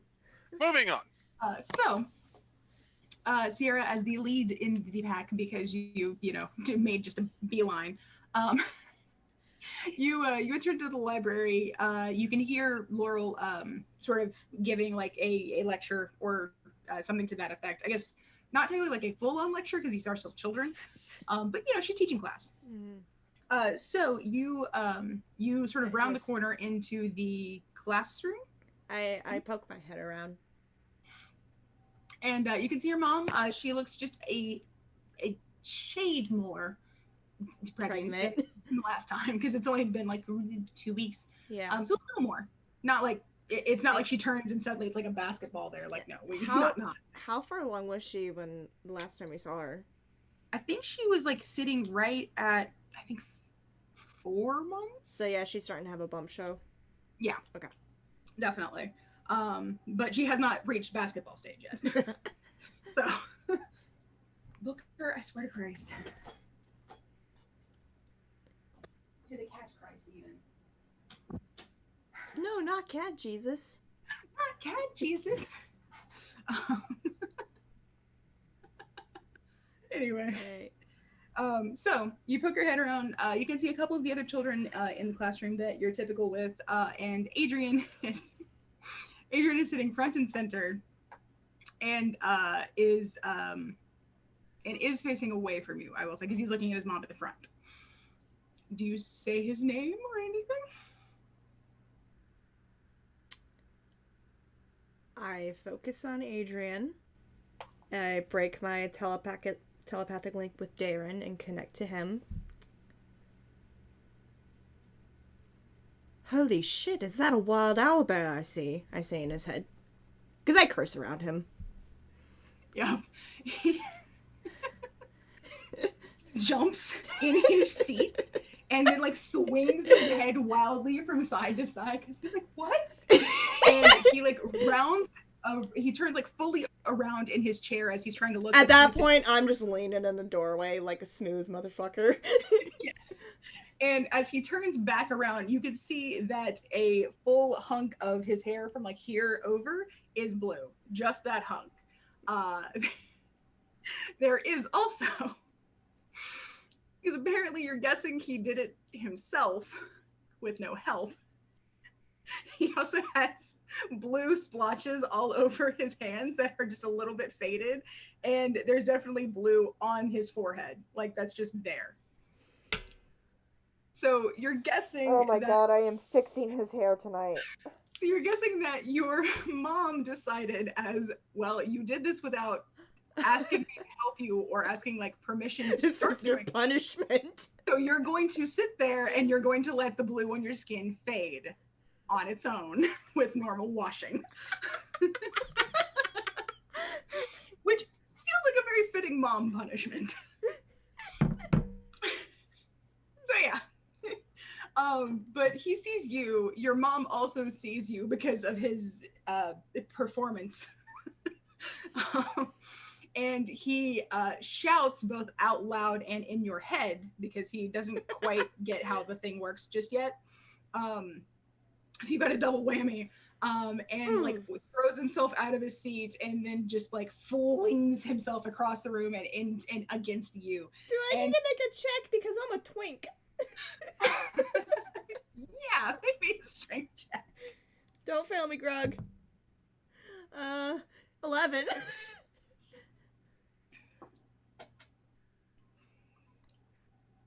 Even with his tiny babyness. I get knocked on my ass. Yeah, he rolled a 12, so he just barely beat you. So it's just boom. As you guys are walking into the library, you just see a mess of pink and blue just tumble out of the fucking room.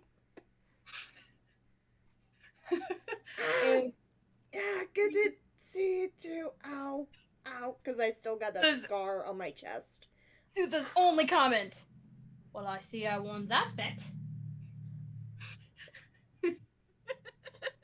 Did I hear that? I think make me a perception check with disadvantage because he is babbling just a string of like, you're here, I can't believe you're here, oh my god, you're back, oh my god, I can't wait to see you, what do you think about my hair? It's just a whole bunch on top, and it's both like in your head and out loud. Perception with disadvantage? Yeah. 18.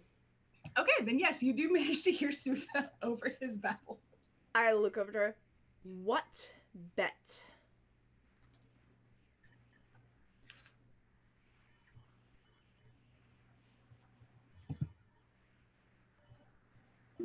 Is it sad? I kind of don't remember.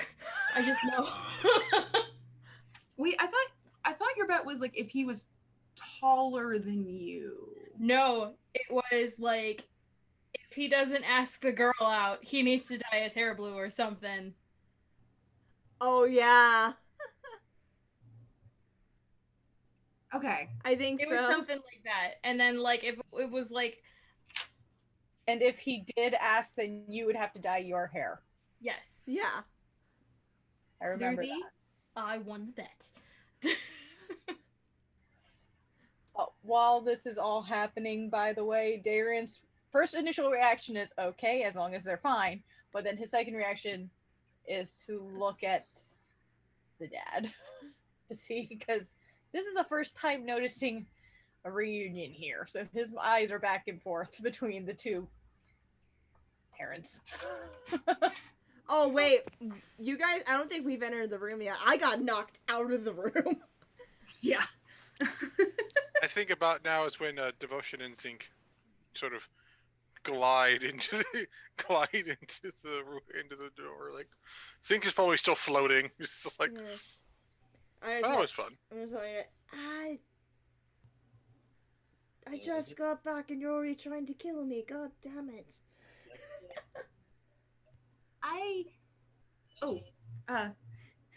Sorry, I was just really excited. Hold on. And he like rolls over and then sits up and then like gets to his feet kind of slowly and then like offers you his hand. Because I'm scared that my brother probably has more strength than me. I take his hand and stand up. It's not bad. You're like helping each other to your feet more than anything, but it's comfortable. Gotcha. Them teenage growth spurts. Yeah. Kitsune just actually put what the bet was in the chat. Oh shit, really? This is why we love chat and Kitsune so much. You are our brain.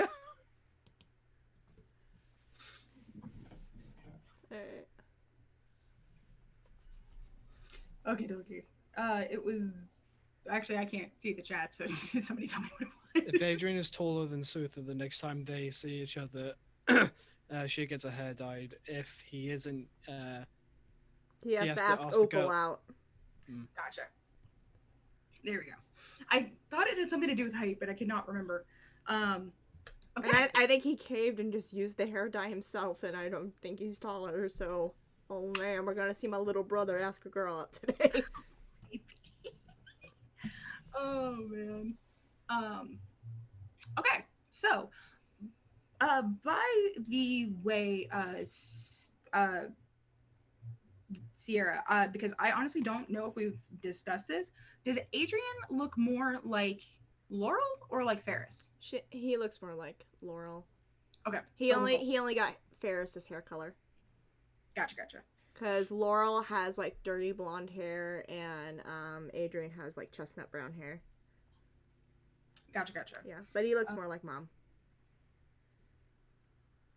Cool. He got that baby face. Yeah, baby face. You got the baby face. Okay. So, sorry. Excuse me. So in that case,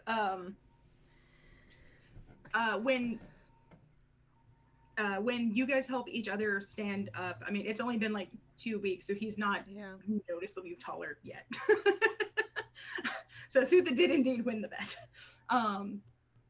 But he's just really excited and like just telling you about all this stuff, and he's like, so yeah, and I tried to do my hair, but I didn't really want Mom to see it and say no, so I just kind of did it, and this happened.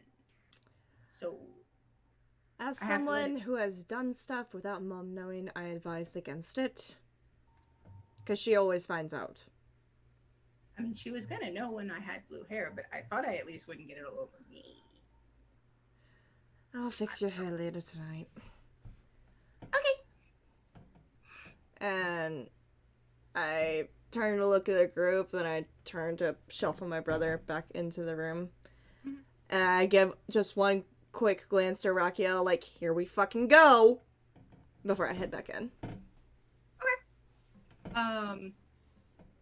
So he definitely follows a little more slowly. He's kind of got this look on his face that's halfway between like really, really nervous, but also really, really excited, with like just a tiny dash of like is this real life? Is this happening? But not necessarily like in a funny way, but like in a way of like he it's like a tiny part of him still kind of expects that he's going to wake up from this and it's not going to be real actually. So you know, trauma. So he so he kind of folds behind you.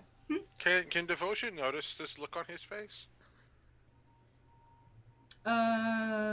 Roll me perception. See if you do. Okay. Would it be perception or insight? I think perception to just notice that he's making some kind of face in like the group of people that you are. 17? Fair enough. 24. Because I wanted to roll it too. I'm sorry. So yes, you guys do notice that he is making some faces.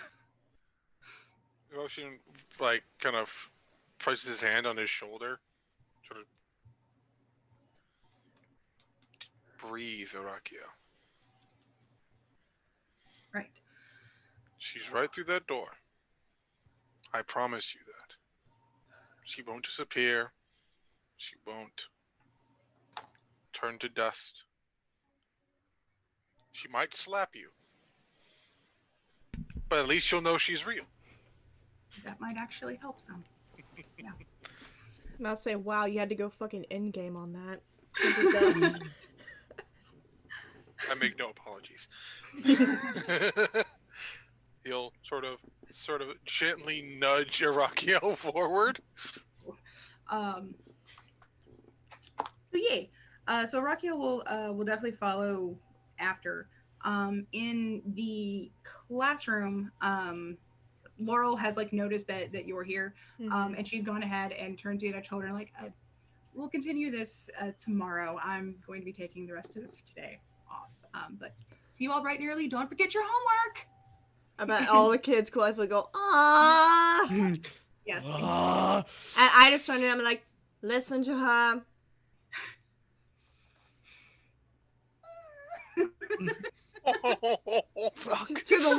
to the one little kid who goes, say aw. I say this into their head. Say aw one more time, and I'll have your homework doubled. Yeah, that's what I thought, you little shit. Don't you awe at my mom. I'm an asshole, okay? Sierra's an asshole. Sierra can attest. At the Laurel is not going to get you anywhere. Yeah. I've lived with the woman. So yeah.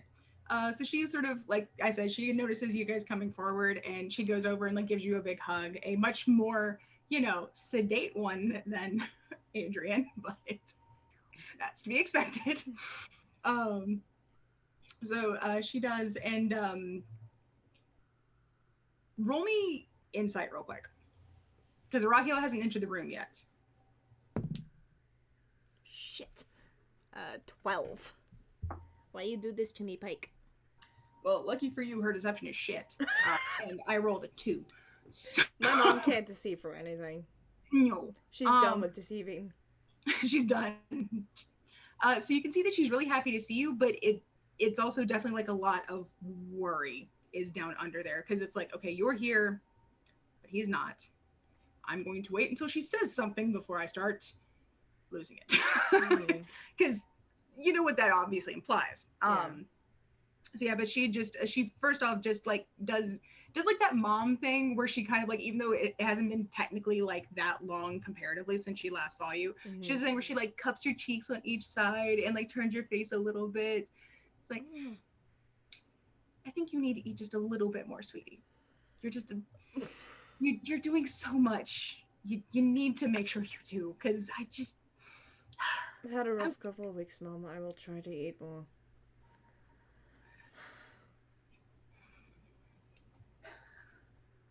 Well, I'm glad to see her back out of that horrible place. It's not just me who's back. it's not. And I kind of just glance over my shoulder because I assume he's walked in by now. Yeah, I think at this point, in true, dramatic timing. Or either he's walked in or devotion has shoved his ass in. He's walked in the room with some encouragement. So Laurel might even first after she sees him, she sees a large red hand slowly back out of the room. Just boop. Laurel says, "You aren't," and you just hear, "Whoa!" No, you aren't. Just a clattering and crash of armor, and Seer just goes, yeah. It's just like, oops. Shit. My bad. So he's kind of brushing a bit and is standing there, and it's one of those like classic TV moments where like we have the zoom in on her face, we have the zoom in on his face. He's looking again like worried, anxious, just a little bit like he kind of expects it all to get ripped away at the last second. His palms are sweaty. Thing. Yes. He's dreaming of that spaghetti. And Laurel is looking, she's dumbfounded, but she's also excited, but she's also some other just mix of a whole bunch of stuff at the same time. But they're both looking back and forth.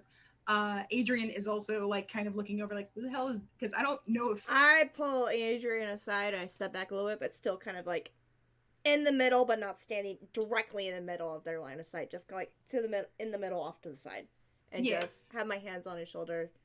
So just Adrian, you give can them a moment.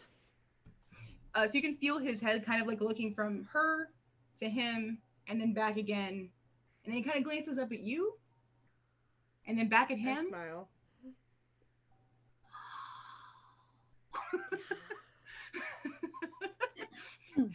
Big ol' eyes.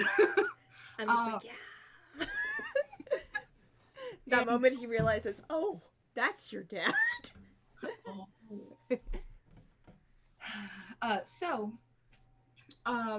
Laurel kind of she's the first one to move, honestly, because he's still just kind of looking and staring, and he kind of like, he doesn't move until she does. So she moves first, then it's just like a couple steps at a time, and then he does, and it's a really sweet moment, but it's hampered a little bit by like all of the desks, but it's one of those things where like they kind of not exactly run, but they just kind of like move very quickly at each other. Mm-hmm.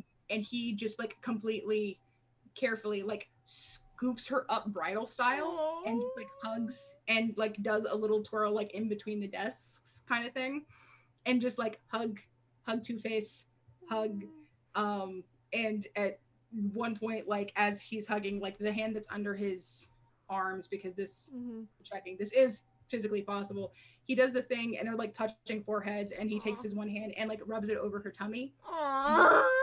Hugs. Yeah. It's a very sweet moment just in general. They're both crying a little bit. It's wonderful. It's good. His honestly, because of I think it's like just emotional overload, like while this is happening, his wings just vamp out. It's legit just fucking emotional overload, like but yeah, his wings vamp out. You see that she looks just amazed by this, but it also kind of solidifies like, this is him, this is actually him. What's Adrian's reaction to that? Can you do that? Oh yeah. Personally, my wings are cooler. Ooh. Are they pink too?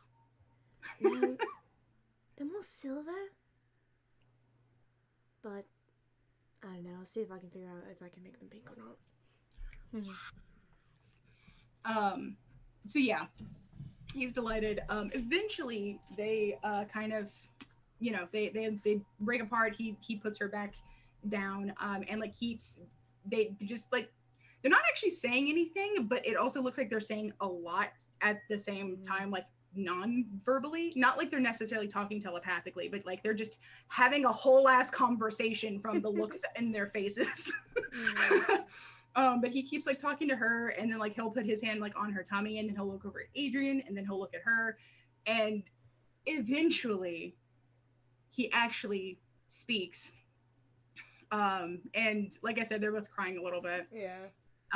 And he just kind of looks at all of you guys collectively and just does like this really big sigh and goes,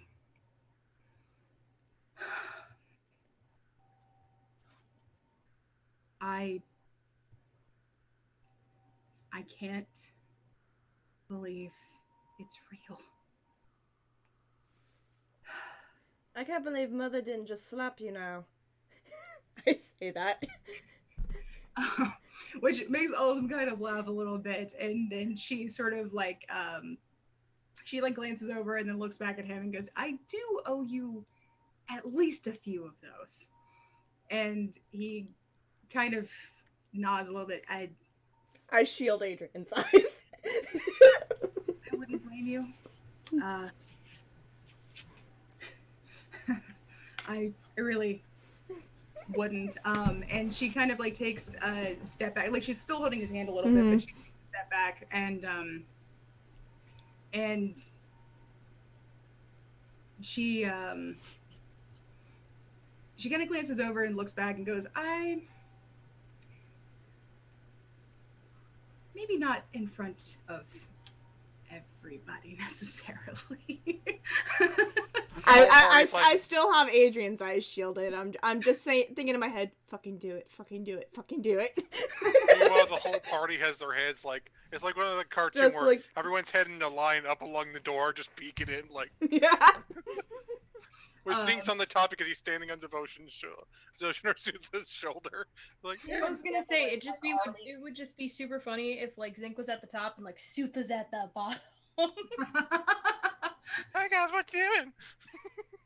Aaron definitely like followed, but is like leaning against the wall in a like out of the way. Fair enough. So I think. Okay, well, shit. Fine then. Never mind. So I think honestly, what she does is she just kind of like glances over and then considers and like look back at him, and he kind of shrugs and then like actually like turns a little bit like. Oh, he's tempting her.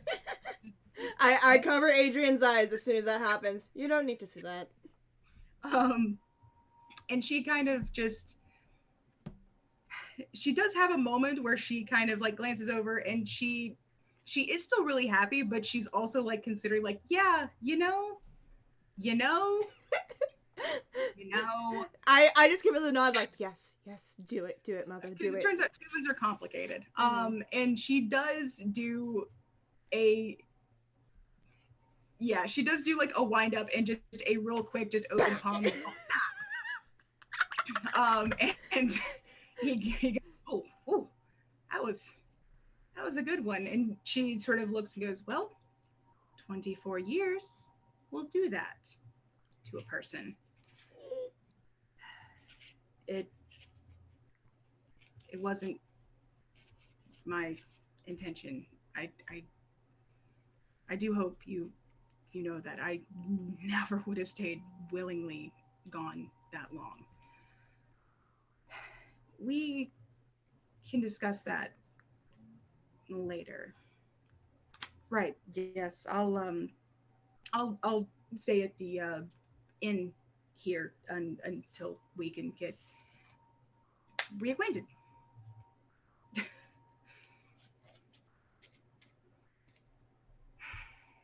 For now.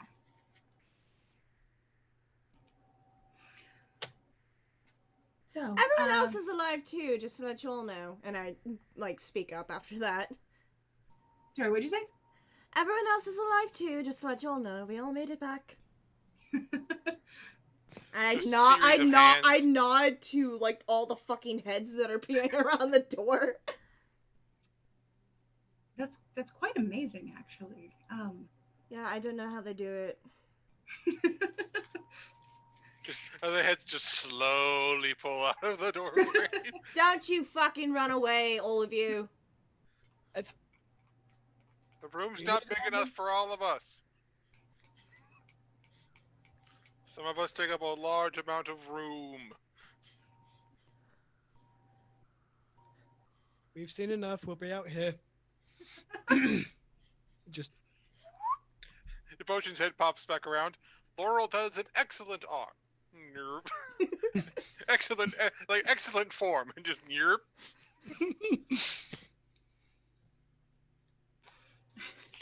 Yeah, they'll sneak out the door so they can have family time. Fair enough. So yeah, I think with that, Laurel's probably going to suggest that y'all either like move to the tavern or like back to the actual like house so that y'all can kind of talk. She suggests the tavern first, because she can talk to the tavern guy and they can sit in like one of the private rooms in the back. That way like Adrian and Araquiel can actually like meet, but it's not necessarily with Araquiel in like their space. Does that make sense? Yeah, exactly. It's kind of like a, you know, one of those things of like, here's a person you can meet on neutral ground who is not encroaching upon our life, kind of thing. So yeah. Sierra will agree to that because we have to set up rooms at the tavern tonight anyways. We're going to be in town for a bit before we head out on our next assignment. Oh, well, that will be quite wonderful, I think. We'll be able to sort of get to know each other much better that way as a whole. Mm-hmm. So, shall we?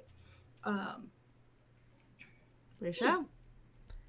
So I think on the way over there, Laurel's going to introduce, like, just sort of give like the name kind of exchange between Araquiel and Adrian. Make sure that they both like, you know, are like, here's who this is, here's who this is. And she'll also kind of like pat her tummy and be like, and we're not sure on this one yet, but we'll eventually decide on a few names, I suppose. Araquiel does take this moment, like as you guys are walking back, and he'll kind of gesture to all three of you and go, actually, if you would like to know, as a sub designation of my clerical order, I can sort of detect life forces related to the body. It comes in handy for healing things and other stuff for clerics. You can really do that. Yeah, if you focus just a little bit. I was a little scattered earlier, but still quite focused and excited. And anyway, but if you focus and send out a little pulse of power, you can kind of get a return signal that you've picked up, and depending on the way that it's tinged, it can kind of tell you what the child will most likely become. So I looked to my mom. Would you like to know now? Well, that would make a lot of things a lot easier. That was always something to struggle about, was names and decorations and preparing for whichever, and it would be interesting to know ahead of time. I don't think anyone's been able to lay claim to that anytime recently. I looked at Araquiel. You should totally make a business out of that. Good, actually. This is how California catches fire. I'm not sending smoke into the air. I'm immediately feeling energy. I'm sorry. I'm fucking not sorry. I just had to. I do not send up smoke. I'm going back to my hole now. No, you get back here, you goblin. Okay. So back on track. So yeah, so he he kind of nods like, as long as you're sure. I obviously would not say anything unless you wanted to know. No, I believe I do. It'll be interesting. And he sort of nods a little bit and then kind of glances over at Adrian as well and goes, well, I believe you'll all be quite happy with a new younger brother.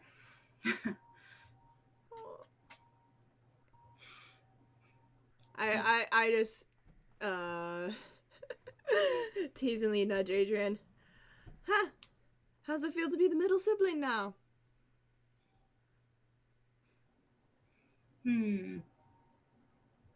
Well, I'm still the oldest boy. But you're not the oldest. Well, I'm the oldest boy. That's different. Alright, we'll leave it at that. Just like if that had been a girl, I would have been the only boy, which is also different. Yeah, which means you'd be outnumbered. I just ruffle his hair. Well, I'm not now. It's equal footing. For now.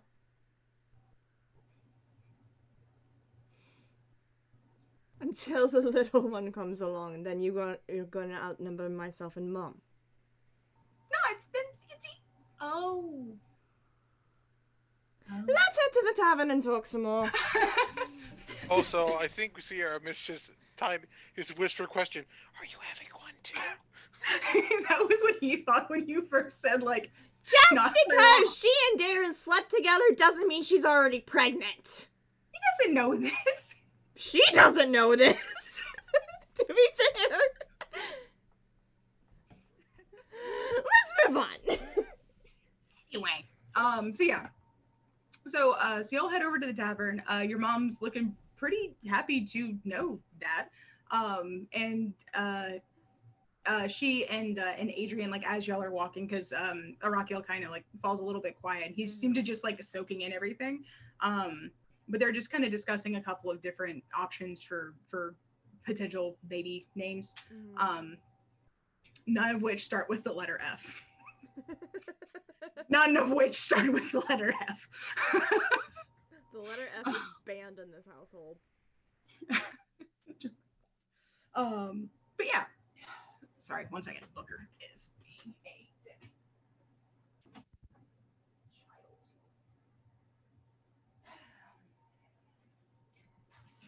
He screams and then waits and takes his goddamn time to actually come inside. So, anyway. So you guys head on over to the tavern. Of course, everybody else is welcome to go there as well. The private room in the back is big enough to sort of encompass all of you if you so choose, or if y'all want to let like the family go back there and y'all stay out in the main tavern area, it's completely up to you. But regardless, you can get, you know, the rooms that you want here, and that will, since you're still technically traveling under like the queen's command, because she thinks that y'all are here like for a reason like that. You can still use the coins that she gave you to cover like travel expenses for shit. So that's nice. Not that y'all like are hurting for gold anyway. Excuse me. So yeah, so y'all have the option to kind of do that. Sierra's not gonna bar the group from the private. She's not gonna bar the group from the private room. They can come in if they wish.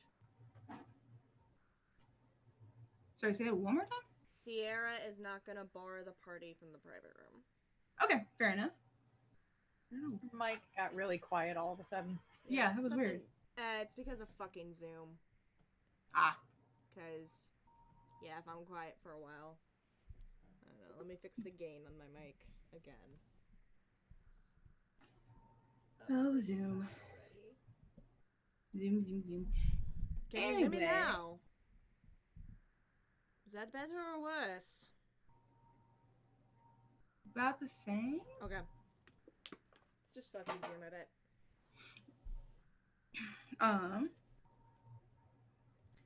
Then.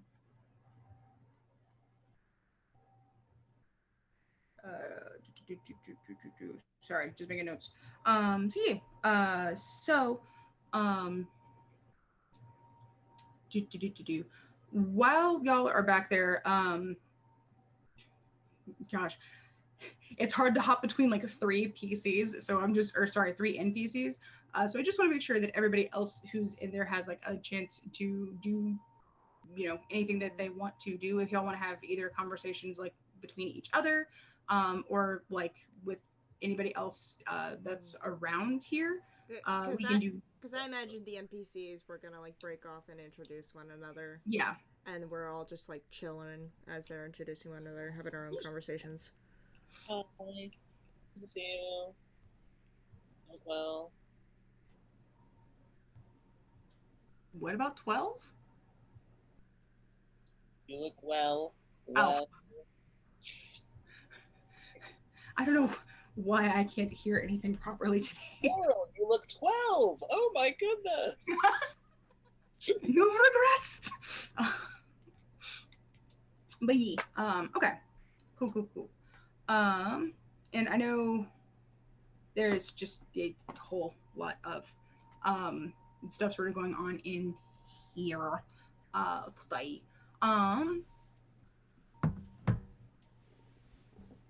Sorry, words are escaping. So yeah, so the NPCs kind of break off to do a little bit of discussion sort of among themselves. It's mostly like Laurel's kind of talking, is sort of doing like an elongated introduction between Adrian and Araquiel, kind of explaining like who each other are to them, mostly so that Adrian's kind of caught up and is fully aware of like, this is who this is. He is not a replacement for your father. You know, not in so many words, but it's just like, he's not a replacement. He is somebody that I've known before. He is Sierra's father, so we're going to get reacquainted, but that does not mean he's going to be living with us anytime soon, and like a couple of other things. And Adrian's kind of just taking this in like quietly and listening kind of thing.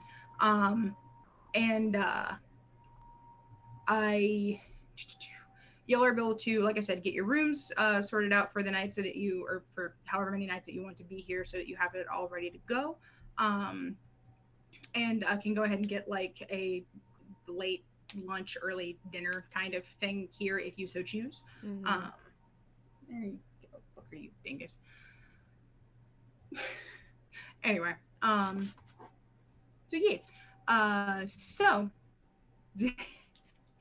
Did anyone have anything they wanted to do sort of in character before we move, I guess, to like later in the night? Aaron's just kind of sitting very quietly listening to the conversation. Cool. Yeah, Sierra's sitting quietly too, letting them converse, but she's listening in. Okay. Cool. She's kind of shifting through her disguise kit as well to be like, okay, what the fuck can I use to fix my brother's hair tonight?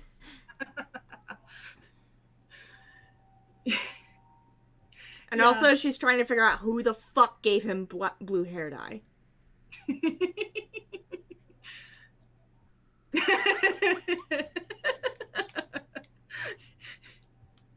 Darren.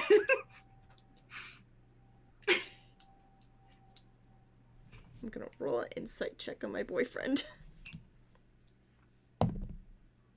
Natural fucking 20.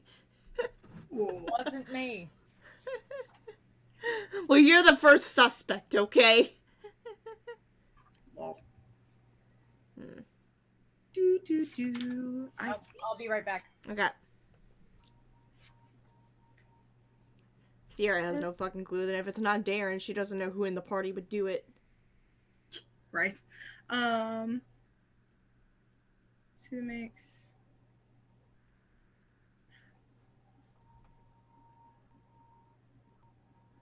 I have in my notes that Sierra gave him the blue hair dye. Devotion is suspicious. I can't fucking remember, okay? Yeah. I couldn't remember either, so it was like, here we go. I think you gave it to him, but since Sierra almost died for a third time, she has some minor fucking amnesia, okay?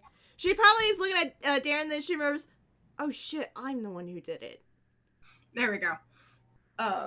You, I think, had like told him to like get some actual help to do. Yeah, I told him to actually like have mom or somebody help him.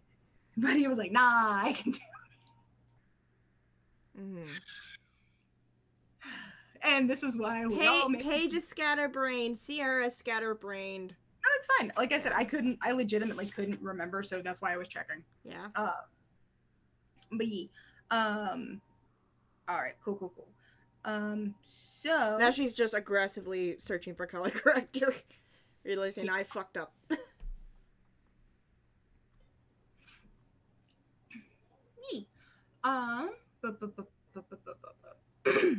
Sorry, I'm also scatterbrained tonight. Tonight is D&D.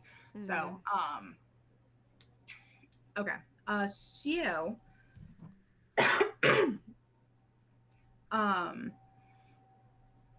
So everybody has, I guess, like a relatively like nice night overall. Adrian like is taking a lot of the stuff in, but seems fairly quiet overall.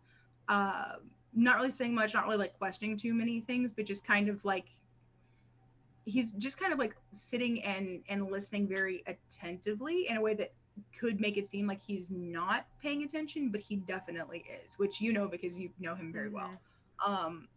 So eventually Laurel and Araquiel decide that they're going to go for just like a little like walk, basically. Not too far because she doesn't want to get too tired out, but they're going to have a little walk so they can kind of just discuss a couple of things, like just them with no one else around, basically. Because there are some things that they want to talk about that they don't like. They especially don't want Adrian to overhear, but don't necessarily want anyone else to either. So they go off to do that, and Adrian kind of is sitting there and he swings his feet a little bit, and he eventually kind of glances over at you and then back down. So on a scale of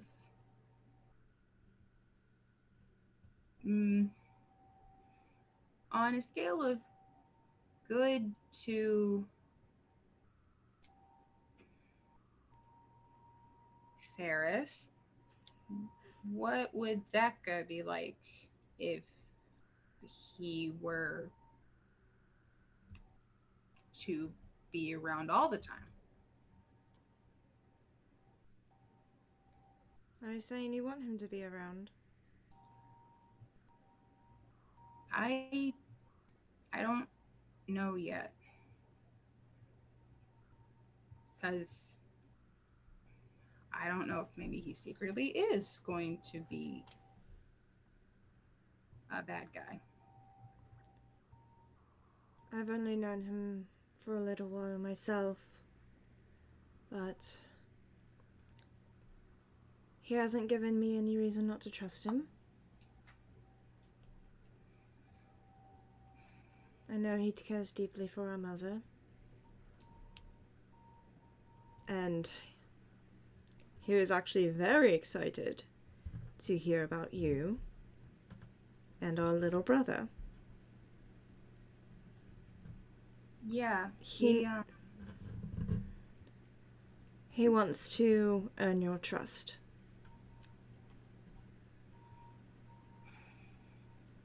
And I highly doubt he wants to replace your father, but he does want to earn your trust and at least be your friend. I can probably do friends. It really, I don't know. I just don't want Mom to be stuck with the bad guy again. I think she has the strength now to get herself out of that situation if it is ever to happen again, and to get you out of it.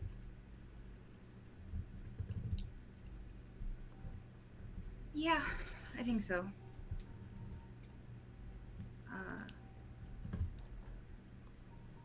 Oh. You don't have to decide right now. We will be here for a little bit. I'll still be around for a little bit.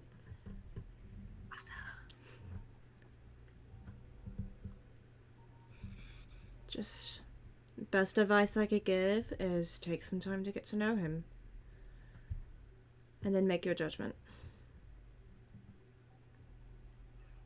Okay. Luckily for you, you'll get to know him a lot faster than I got to. Yeah.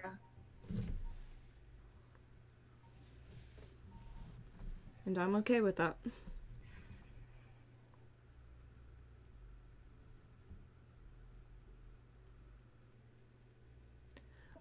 Also, when I say have somebody help you with the hair dye, have somebody help you with the hair dye. And I start getting my shit out of my disguise kit bag, because I'm gonna fix this right now. Fair enough. Yeah, This mess needs tending to. Yeah. Yeah, he kind of just like, I was really impatient and I didn't want Mom to say no. So Aggressive baby wipes across the forehead. I did it. So yeah, lots of blue smudgies Yeah. come off. Excuse me. So yeah, you're able to get at least like most of these splotches off. The rest, like there's still like a very faint kind of imprint because it's been on his skin for a couple of days. Mm-hmm. There's still like a very faint impression of some of the blue. And you're able to get most of it off. There's still a little bit, but it's way better than it was. Way better. So yeah, and you kind of help him to clean up the streaks because they didn't go all the way down his roots. It was pretty uneven. He missed like some chunks on the interior. Yeah. You know, all that good shit. I help him fix that. Oh yeah. So yeah, you help him out with that. It looks way better once you finish off with it. I think by the time you come back in and you're like by the time they come back in and you're resetting the die so that it will actually go in evenly and everything. That's probably about when like Laurel and them show up, and she sees that that you're helping him clean up with that. I will admit, part of it was I wasn't sure how to get that off. And part of it was I wanted him to learn to ask before doing things with hair dye. So. It's fixed now. Goodness. Shall we all grab some food? And I look around to everybody. I could eat. Yeah, I could use one of their pies again. Excellent pies. Actually, Jax turns to Araquiel. Be careful with the pies. Once you start, you will not stop. He was here 24 years ago. I'm pretty sure he knows about the pies. Oh, the pies are still here. Dojan will actually look at Laura. You'll never guess, Sierra actually made your famous spaghetti for us the other night. It was excellent. Oh, well, I'm glad to hear that. Yes, I still remember the recipe. I thought Araquiel was going to have a heart attack. His heart grew so large. I will say, It's amazing spaghetti. Quite delicious.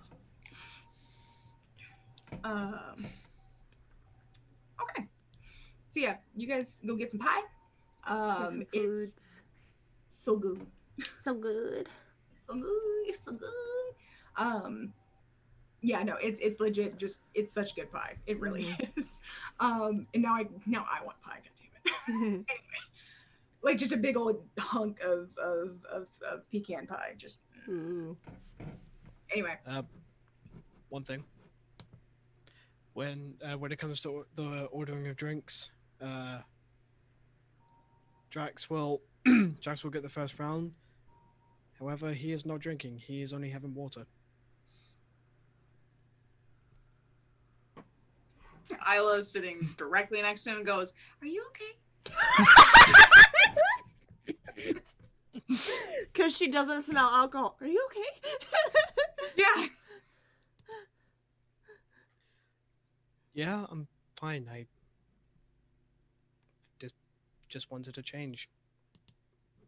She puts her hand on his forehead to check his temperature. She's like not even looking at him. She's just like, That's my face, Isla.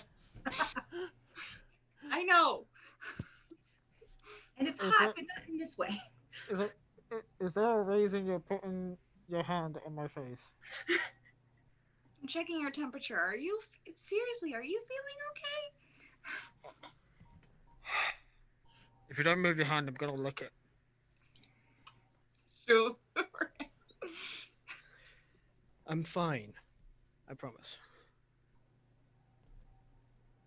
She sneaks a rose. It was. He sneaks a quick kiss on her cheek.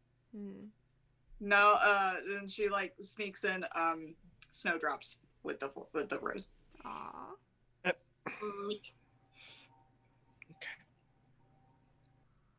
And yeah, it just continues eating and doesn't drink the whole night. All right then. Isla stays suspicious the entire night. Drax is sus. Drax is an imposter. Turns out I'm a changeling. No, right. I was about to say Drax is secretly a changeling. Oh God.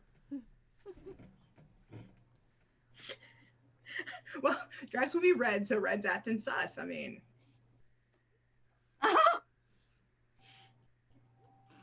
This is D&D, not Among Us. Anyway, so yes, I think Boy Be Way, also so I can hopefully maybe get my head on a little bit straighter, I need to use the restroom. Alright, we do break. Yes. I need to actually go get pie. I forgot I had Hershey pie. Oh, fuck yes. Yeah. I'm gonna go grab that. So we're gonna run a break. We'll be back in a minute. I'm gonna give me some pie. It's not fair. I'm hungry. My intermittent fasting. I'm proud of myself. I didn't have carbs today. Like I didn't have rice. I didn't have potatoes. Didn't have corn. None of that.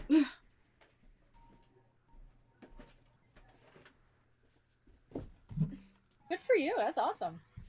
It's painful. Yeah, I don't think I could do it. I don't have Painful. I'll be honest. My mother made a killer buffalo cauliflower though. When I say I had a whole pie, I had a whole fucking pie. Oh my god. Shut the front door. I'm gonna eat this all by myself. Shut the front door. Oh my god, I want that. Pie, please. That shit's amazing. Yeah, Sarah sent me a couple mini ones when I was going through major sad boy hours last year. So, I got myself a whole one. And then you sent me one back during my sad hours. Yeah, of course. Holy shit. Ah, that reminds me!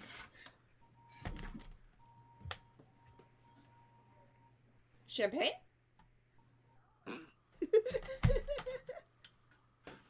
Champagne? Is she getting champagne? Champagne? Champagne. Pampagan? Pampagny? Free Shavakadu! Free Shivakadu. Chipotle. Free Champagan? I think we lost Sarah. We lost Sarah to the void. No! God We haven't had a cutesy roleplay moment yet. Well, I mean, we've had one, but that was a non-verbal one. And that was fucking hella cutesy. You okay? Some of the fur got in my nose. It's always the worst. Like, I always have a hair that, like, tries to, like, get into my eye. I'm like, can you not? But I am not leaving this fur cocoon one bit. Mm-hmm.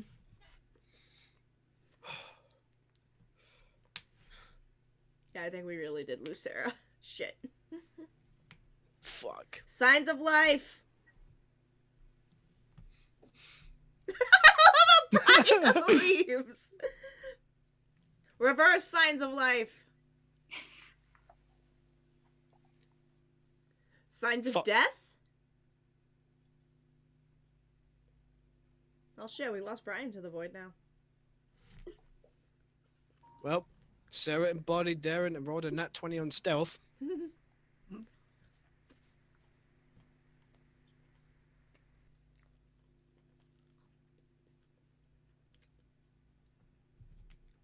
Oh my god, this pie is huge. It's frozen too. I should eat something, but it's really cold downstairs. Sarah seems pretty sus. Yeah, Sarah using vents. We're waiting on Sarah. I think they popped champagne. I legit might go and get myself like one of those Marie Callender pecan pies tomorrow. Do it. Well, no, our fucking microwave died, and I'm dying myself because that's literally how I cook everything that I eat. Because, hello, ADD and executive dysfunction. Cooking is so much of a fucking hassle. I would much rather eat a protein bar and go to bed than actually cook. Because it is so many steps, it is so many tasks, it is so much cleanup after, and I hate it. The only time I can really cook is when I'm at work, because I'm cooking for other people. So, like, all of my meals are microwave meals. And I got really used to being able to literally, like, have dinner up and going within, like, 10 minutes of deciding that I want dinner. Most of them you can't do in, like, an actual oven or even, like, a toaster oven, so...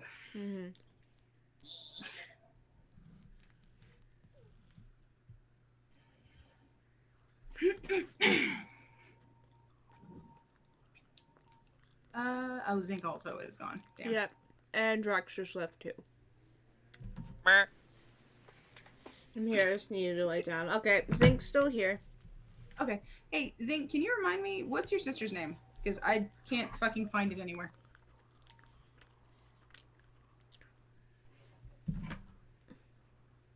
Aria. Thank you. God, I spent fucking like 15 minutes because I could not remember what the hell I had actually named the Exalted Blade. Like, and I was trying to like update some of my notes. I spent 15 minutes searching through my notebook and like having to try and guess like what I thought it might have been in my notes on Drive, and to like finally found it. I was just like, why did I make their name so hard to find? That's another individual I'm not excited to meet. It's fair. Shouldn't be. They're terrible. Yeah, they hurt my boyfriend. Yep, and they be strong. Sierra will still punch. She's not afraid to fight God.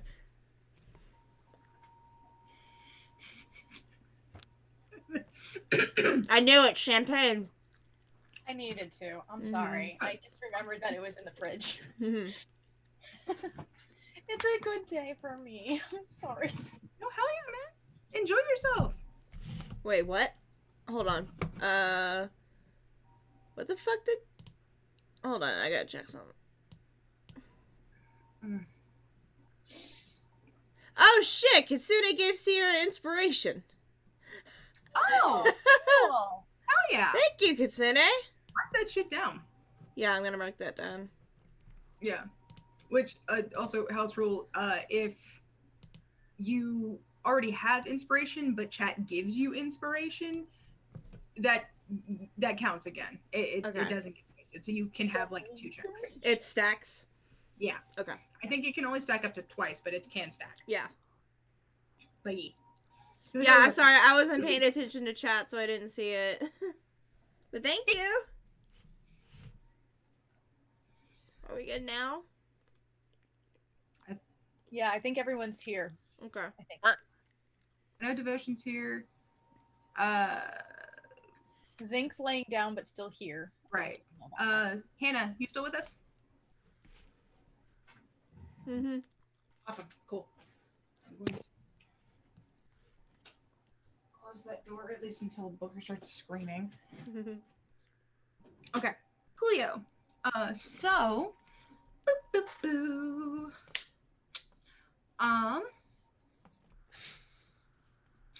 So. Words. So yeah. So y'all have a really nice, honestly, like a really, really nice evening, just kind of together. Despite, you know, a couple of little like hiccups along the way of like getting there and getting over and everything. Y'all do have like a nice evening together. Adrian's kind of he's still kind of assessing, I think is the best word, Araquiel, just to see like basically just how sincere is he, and like how much does that count for Adrian, along with a few other things. Like he's making his own judgments kind of stuff.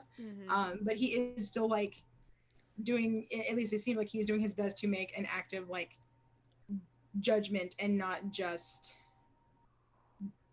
write him off, and so to speak. So yeah, being surprisingly mature for his age for that. But he's also seeing the impact that having a shitty stepfather can have on a person, and wants to make sure that that doesn't happen to him or his new little brother whenever that little brother gets here. So yeah, and I think at a couple of points during the night, Araquiel will kind of go off and like talk like a little bit more alone with like Laurel, and then a little bit with Adrian, like at a table kind of with like in the room with everyone, but like where they're by themselves, and gives over a couple of gifts to each of them, and Sierra especially, like these will catch your eye. So for Laurel, he got her a gold ring set with a princess cut opal, like an actual opal from her hometown, with an inset in the actual like gold of silver leaves, silver laurel leaves specifically, that are kind of holding the gem in place. It's gorgeous. Just I felt very good for coming up with that shit. I was just like, ooh. And for Adrian, he got him a very intricate piece of work that it's a very brilliantly cut crystal puzzle box that's kind of geometric in shape, so it almost looks like your bismuth tattoos. But the point of it is to go along like the colors of the rainbow by slotting these things into their specific slots. So it looks fucking cool as shit. But it's also a puzzle box. So he gives that to Adrian and like disassembles it and is like, so have fun. And Adrian's just like, ooh. See the cogs in his little wizard brain turning. Exactly. He's like, ooh. So yeah.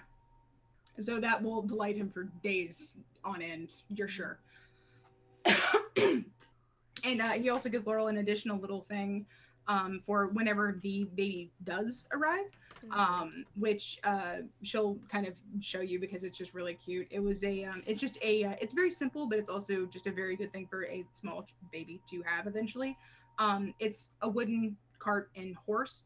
It's very, very beautifully detailed, but also like very soft and like good kind of wood, like for children to have for toys. So yeah, cute, simple toy to play with because baby. Yeah. Baby. Baby. So yay. So, I think the night kind of ends up winding down a little bit. Zink, I feel the need to ask because of what happened last time you were at the tavern. Are you getting schmammered again, or are you just like vibing?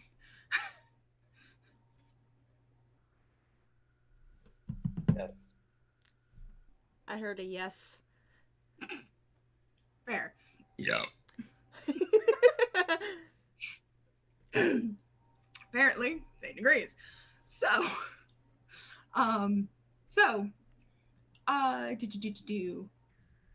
you, I think like probably around the time that everybody is starting to settle down enough to actually like head to bed. Like Adrian's actually kind of getting tired. He's already given you a hug, Sierra, and as your mother. And they're both like, well, you know, we'll see you here tomorrow for breakfast if you'd like. Before they head on out. Araquiel, like I said, has a room here in the inn, so he's gonna kind of basically he's gonna go kind of process everything. He just needs to be alone for a little bit. So he's gonna go in and do that. And I think while everyone's kind of breaking off to go do their own things, settle down for the night, get ready for bed, all that good stuff. Zinc, I think because I have to ask, if you think that you have been drinking enough, I want you to make me a con save because I need to see how drunk you are. No problem whatsoever. Let me just go ahead and roll that for you real quick. Mm-hmm. 17. Damn. This little gnome can drink. Pink's con save is +7, so. Oh, fair. Damn. Yeah. So yeah, like your average would technically I guess be like 17. Anyway, so you're fine. You're feeling tipsy. You're feeling buzzed, like a nice heat kind of in your tummy. Lots of pie. And I think before you go up to your room, I'm not sure how many people are left down here at this point. Like if you were one of the last ones up, or if you were heading to bed maybe a little earlier. What do you think? Zink has been kind of quiet today, but he's glad to see the family get back together, and because of that, he's like a little bit more reserved for Zink. So he'll probably go to bed like a little bit earlier. Okay. Cool. Good to know. And I know, of course, the couples are sharing rooms. So if Zink heads up a little bit earlier, does anybody else kind of head up around the same time, or do y'all want to stay up a little bit more yourselves? What you thinking?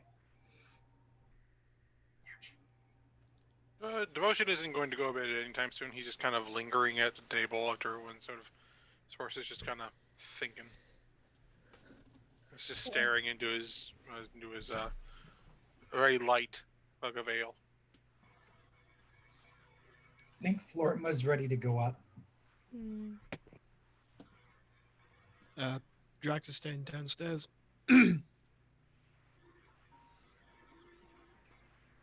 I was sitting downstairs too. What was Darren doing? Darren's probably gonna stay down for a while. He's also been pretty quiet, but that's not unusual. Sarah stays down as well. She's just kind of quiet after the day. It's been a big day. Yeah. Let's be fair. Okay. And Sutha, do you think that you'd be heading up early or staying down a bit later?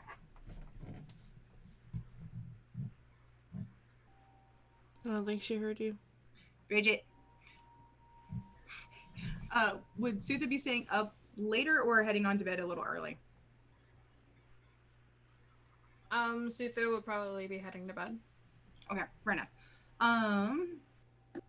So I think what happens is, everybody's kind of paired off or like is sitting at like whatever tables that they so choose for the evening. Just mostly I think everybody's in like some various form of like processing in some way, shape, or form. And I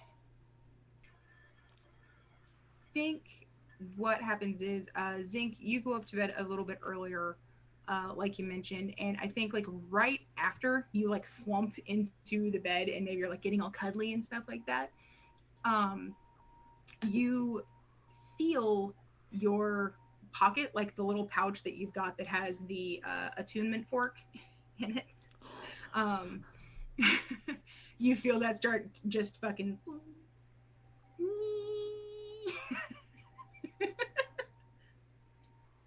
I'm sorry? What? We came back here on a fucking whim. That did not buzz before. Thou didst not quiver. I think sits up faster than Nosferatu after and immediately is like, Florma, this is Zinc. I need you. Come to my room. Clearly, I go to his room. Sierra just watches as Florma just has... I guess he's tired too. And she just goes back to drinking. Cool. I knock.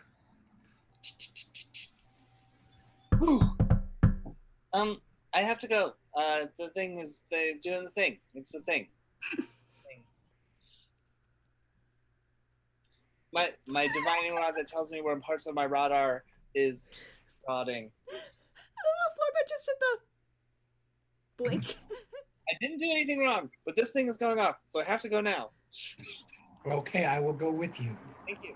And then he zooms in the direction of the direction. Yeah, because you can kind of like rotate in a circle and feel like where it's going to be strongest, and then just use it like a fucking divining rod to go from there. Do we see the frantic gnome leave the bar? Probably. Do you stop to tell anyone else, or are you just like zooming off with Flortma, like closely following? Think I was gonna say, can Zinc wake up Sutha to ask Sutha to go with? Recalibrates.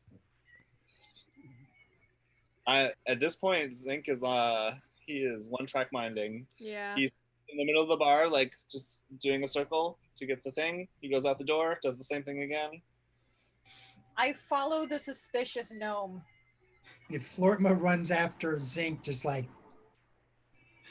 Sutha, I'm gonna say this was happening like right as you were heading, like about to head into your own room. You see Zinc bust out and then leave, and then Flortma follow. So... Yeah, just to clarify, you're welcome to come, but at this point, Zinc is like... Sierra just downs the rest of her ale and slams the tankard down before grabbing her bow and following Darren out.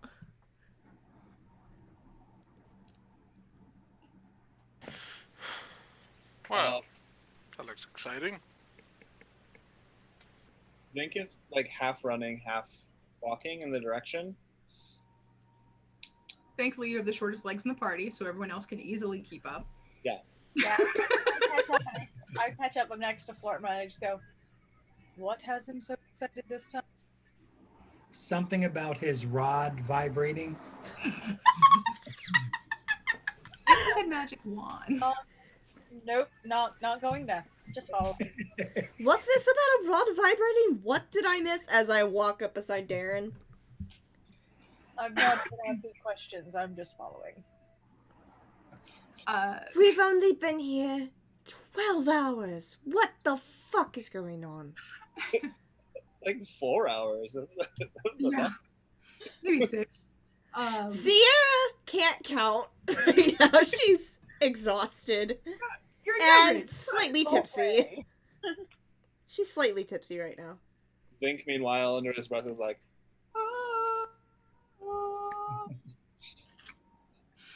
So,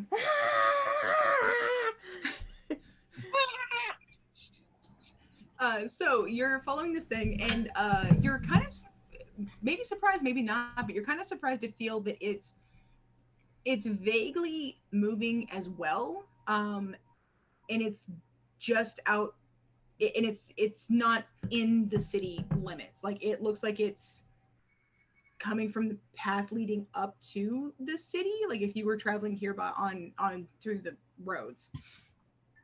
so it's moving away from me. It's actually coming toward you. Oh.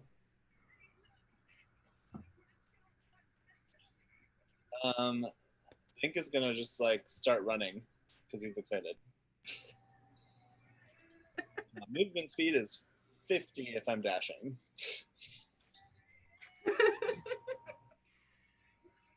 Is anyone going to stop him? Is there ever a way to actually stop him other than just follow? I think glue would work. And I follow after Zink. Covering glue.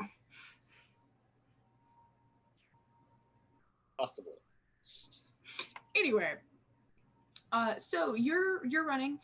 This place is kind of windy. There's a lot of little like rocks and overhangs and shit, just because it is coming up the side of a mountain. But as you're kind of going, you can hear your own footsteps kind of echoing off of a lot of the close walls of this place, and eventually you can feel like the thing is all but like vibrating out of your hand at this point, kind of like it has done before. And you see that there is a like the glow of like a lantern of some kind is like reflecting on the rock around like the nearest little bend. And you hear some like shuffly bits as like somebody kind of stops, and you can hear like some equipment and stuff kind of clink together. And you hear a surprisingly familiar female voice go, hello?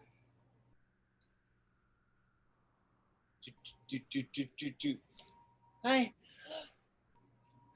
Hello. Hey Zane, why don't you remind everybody what your sister looks like? Sorry, what?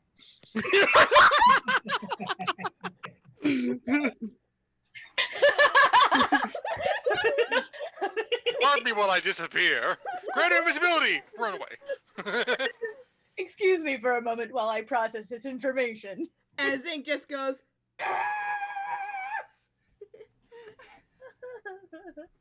excuse me while I put my pie away and process this information.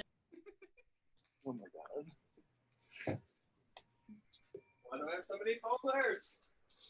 What? I think he's going to find a picture. Or something.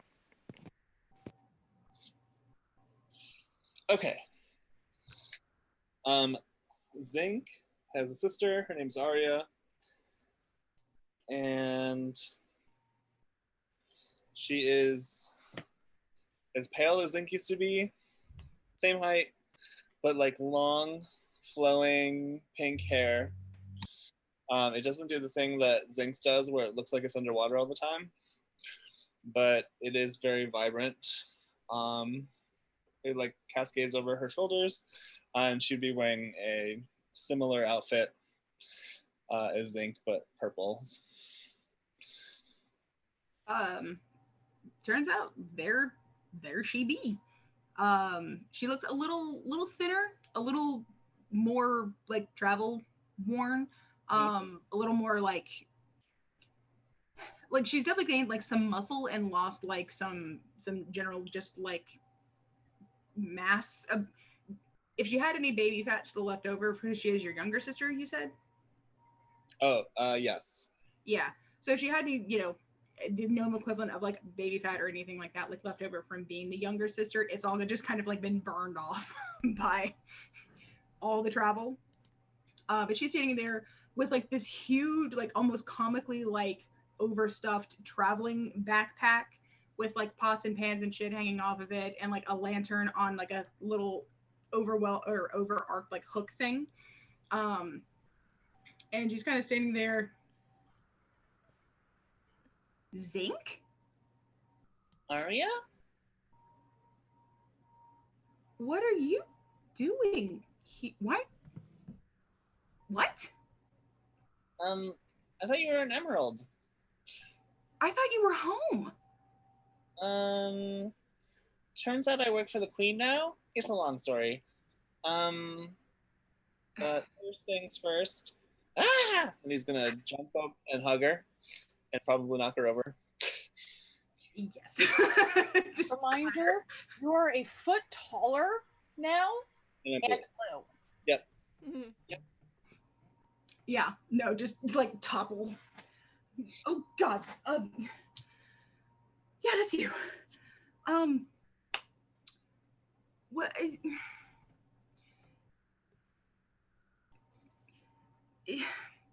It's good. It's good to see you.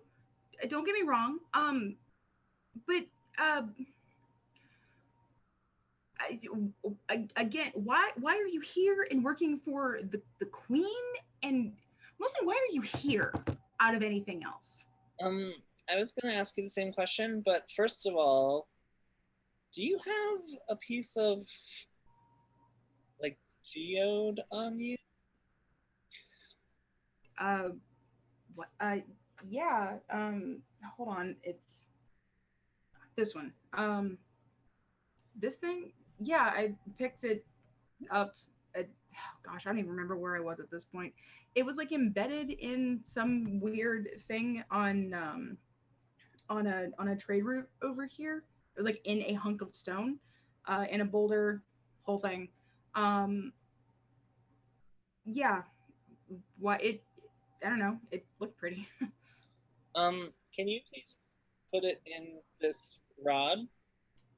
And he holds out the Vizier's rod.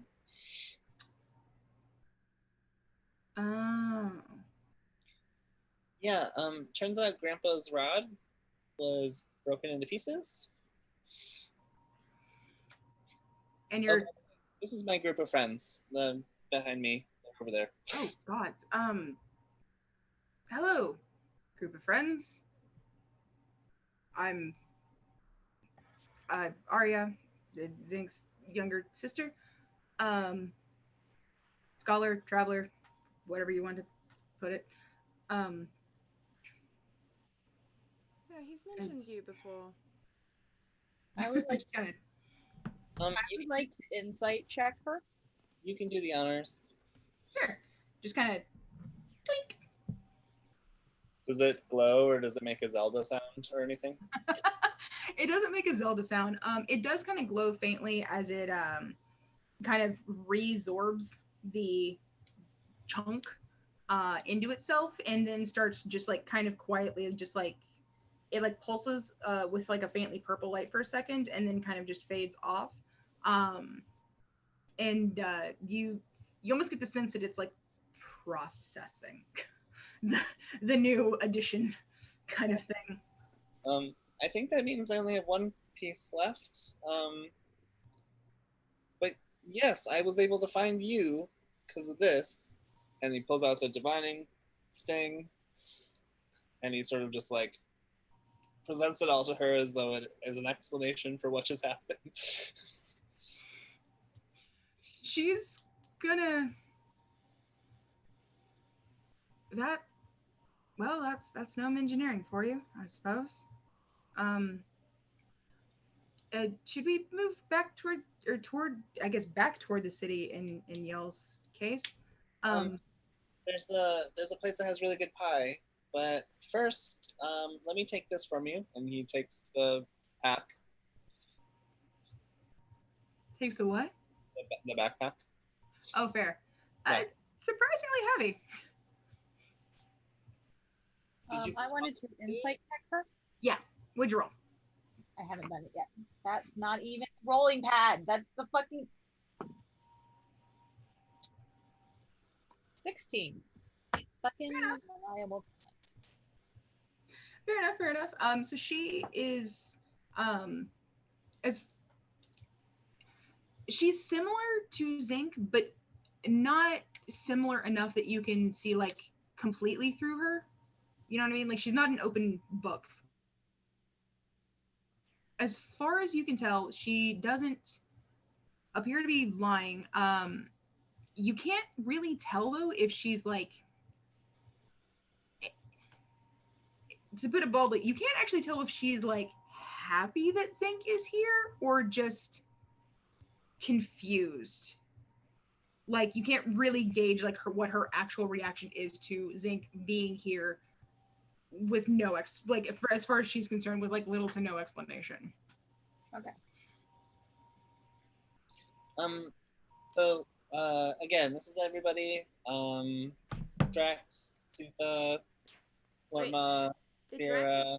Did Drax and Isla even follow after us? Oh, Drax okay. and Isla are at the tavern. Yeah. Zank is still just going to rattle off everyone's names and then be like, "Oh, well, some people aren't here, but that's the gist. Flortma is my best friend. Sutha is my other best friend, and Darren keeps me from dying a lot. Did you say Sierra went with you? Yeah. This is Sierra. We're here on a family matter for her. And also, just safe in the realm from evil. Yeah, you mentioned you're working for the Queen. I thought you meant kind of like Grandpa did, where you're just an advisor type. What's this? What are you talking about? Like dying for? Yeah, we can talk about it over some pie. I'm glad that you're okay. You look healthy.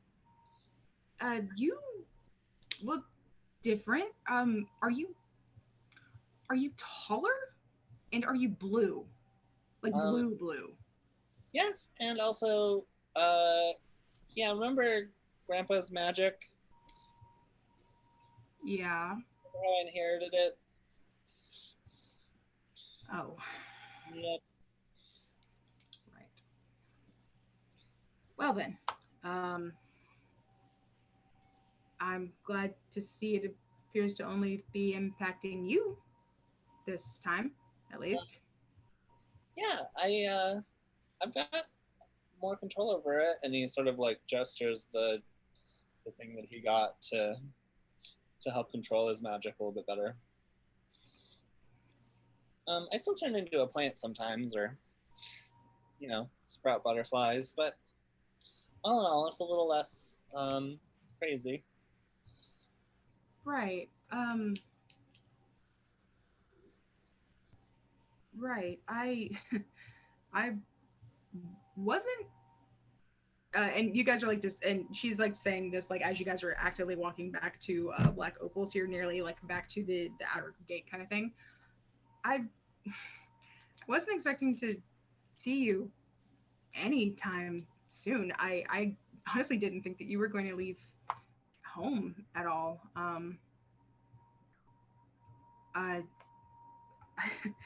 You kind of got me a little surprised here. Well, you left and Dana passed away, and Mom was doing whatever she could to get by, so I thought I'd come and find you, bring you back, but then I got sort of side quested. Right. Right. So where are you guys heading after this? Back? Well, Queen's on her tour, but I guess back to the capital. More diplomat stuff. How'd you know the Queen was on her tour? Because it's the tour time. I'm gonna insight check just in case. To be fair, you guys do know that like her tour the Monarch's tour, whoever it is, like does happen at set times. Yeah, but she's been traveling, so you know. But you still know the date. I mean, you can still insight check, but like. Does she know the date? 15.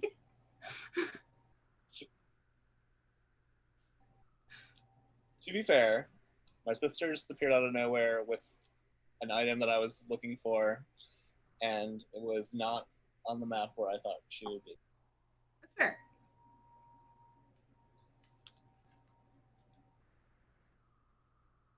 Something outside in my backyard. What did you roll? What was your insight roll? Oh, 15. Sorry. Fair enough.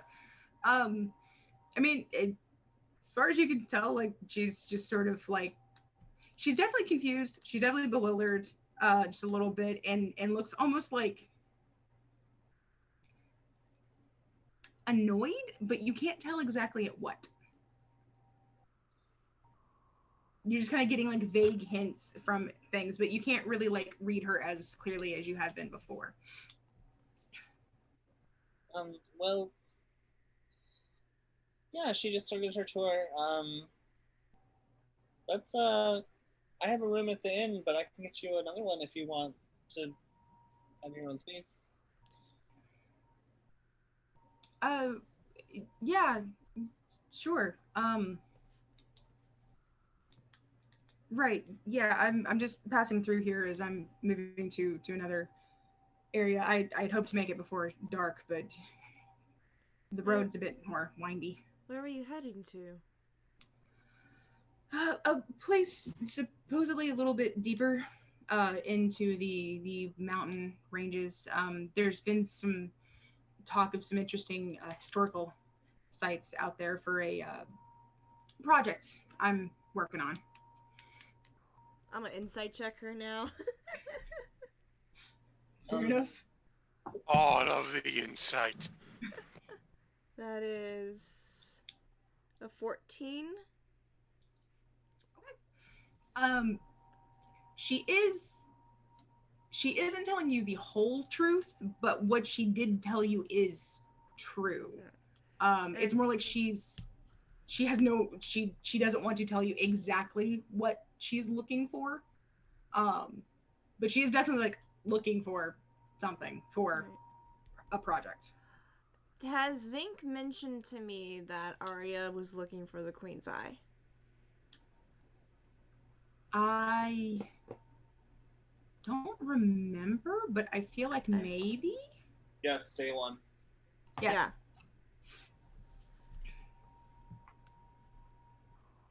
So, certain project, like digging up artifacts of sorts, or perhaps treasure. She kind of like looks around and then like kind of, yeah, there's supposed to be some very interesting old things out here that have enormous historical value. I reach into my quiver and I pull out the map I've made to the Queen's Eye. Something like this? There's a raccoon eating the bird feed. Yeah. Sorry. All right. She sees your map and is not able to hide the fact that her eyes go really, really, really wide. And she kind of and she like looks around, like, I guess, like, honestly, even more like obviously at this point, and goes, well, didn't expect to find anyone else who even knew about that thing. A few of us know about it. You talk to the right people, and I roll the map up and I put it back in my quiver. This was originally my little quest I was on, but I've got more important things to worry about now. Yep, like I said, side quested. kingdom. Right. Wow, that's definitely not something I was thinking I was going to learn today. Another question. Have any weird individuals in dark cloaks come after you since you started your quest? Yeah, I thought there were some like weird ass zealots or something who I don't know. Honestly, they kept calling themselves holders. Keepers? Yeah, and they've got this multi-pronged like there's lightning bolt on the symbol and a few other things, but it's not like any actual god symbol, so I don't know what the hell is going on with that. Yeah, they just keep popping up randomly, which is part of why I haven't really like contacted anybody. I didn't want to risk leading them,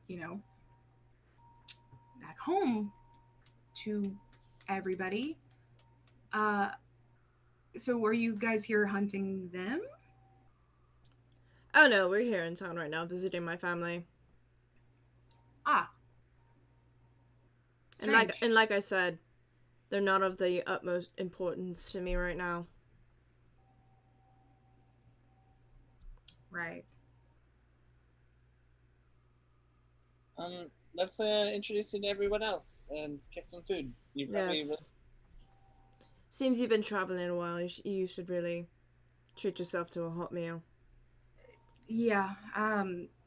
Emerald was a little rough. Things are kind of a little chaotic since they're trying to find somebody to stand in, but until a new prospector can be appointed. So either way. Nick is going to notedly look at Darren, but not say anything. I'm just excited that you're okay and you're alive, and I mean, we have some catching up to do, but yeah, let's get you situated. Right. Yeah. Let's do that. Zink will go over to the innkeeper and pay for a room for her if there's one available. Yeah. No. There's at least one extra. Ooh. Okay. So. And then Zink will come back over and introduce her to Drax, Isla. Devotion, you came out after, right? Yeah, I've just been kind of in the background. It's hard to see me because it is dark. Right, that's what I was gonna say. Like, yeah. So Zinko will be like, "This is Drax. This is Isla. Suta, I believe you came out. Yeah. Okay. And this behind you is Devotion. He's kind of like, well, you remember Uncle Dimitri, right? Yeah. Yeah, he's like Uncle Dimitri. Ah. Gotcha. Devotion looks utterly confused. I don't know if that's a compliment or not, Zink. Of course it is. What kind of pie do you want? They have so many to choose from. They're all good. I'll take the chocolate, I guess. Chocolate pie. Right.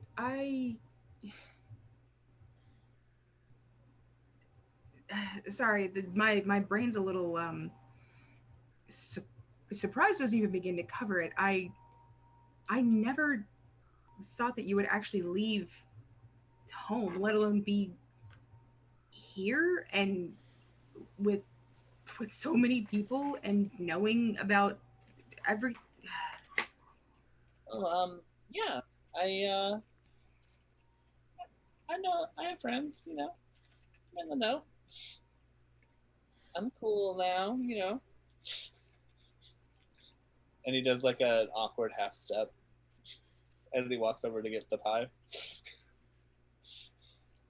Zink, I don't ever know if we'll be able to call you cool necessarily, but you can keep on trying.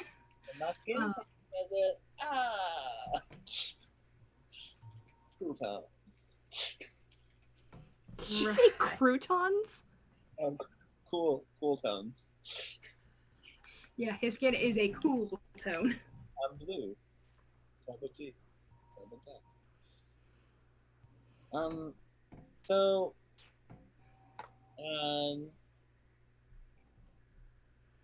this is the group I've been traveling with. A lot of people. Yeah, we're working with the Queen to sort of,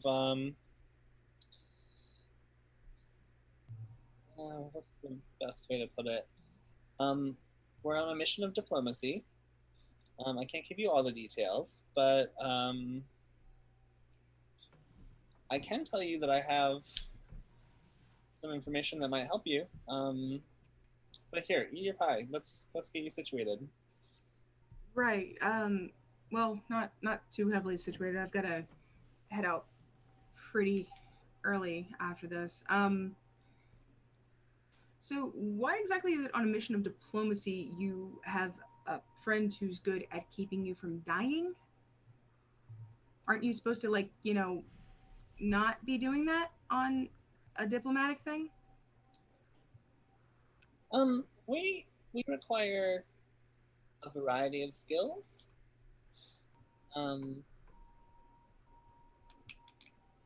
But my talents have come in handy here and there. Okay.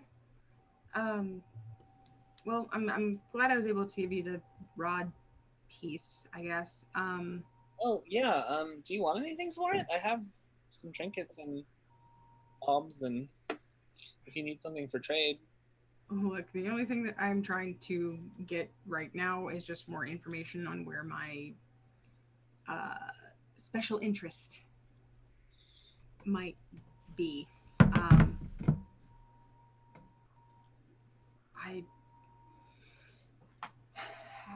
I have this feeling that it's extremely necessary, and we're going to need it to do something. I can't explain what. It's just this gut deep feeling that I have, and I just know that if I find it, it's all going to be worth it. So. You have the gifts Uncle Oker had, huh? Not exactly. I don't have full-blown visions, nothing like that, but I just have a really deep feeling. I get it. I understand. Well, if there's anything I can do to help, just let me know. But again, let's get you fed. Are you drinking, or do you want something? Tea? No, just water for me. It's not really a good idea to travel with a hangover. Hasn't stopped us yet. I inherited Uncle Ember's tolerance, apparently. So. Not a common occurrence, but not new. Sierra will just pull the map back out from her quiver, hold it in her hand a moment, and then just hand it to Arya.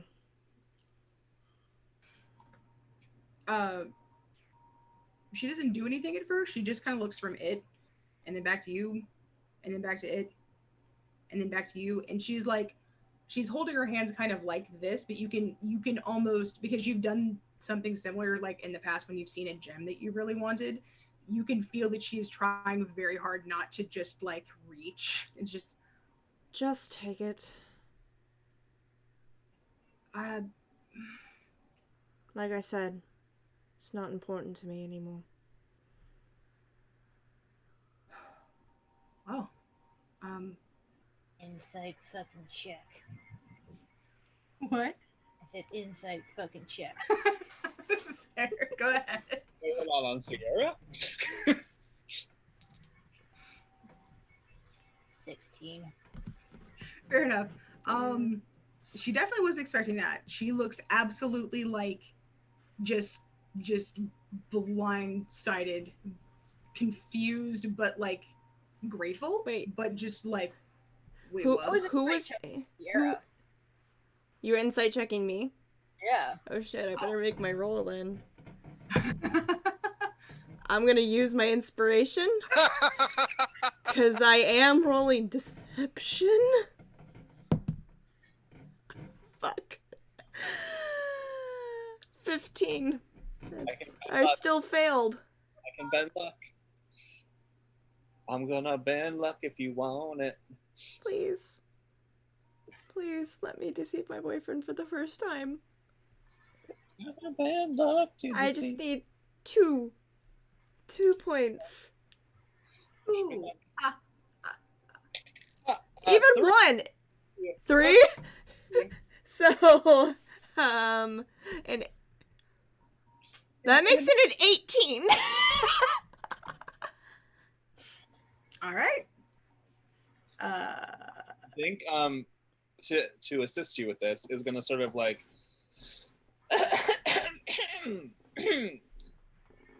Aaron, I don't trust this bitch. I mean I know she's my sister, but there's something really fucking off. Maybe keep an eye on her? You can respond to this message. Having to split his focus gives Sierra just enough of an advantage that It's like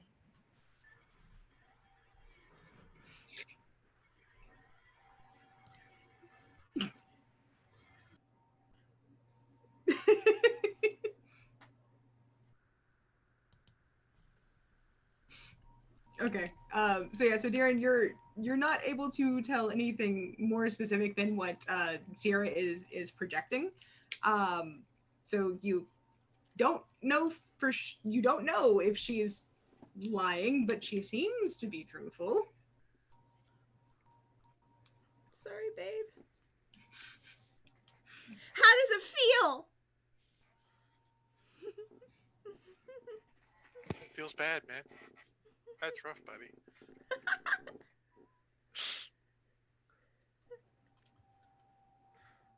Yeah, so I'll just give them out to Arya.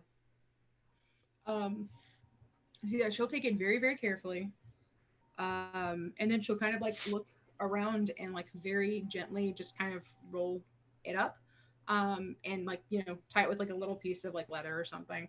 And she pulls out like one of the smaller bags of holding, opens it up and just kind of tucks it and just very gently places it inside. Okay, now no one can find me through that.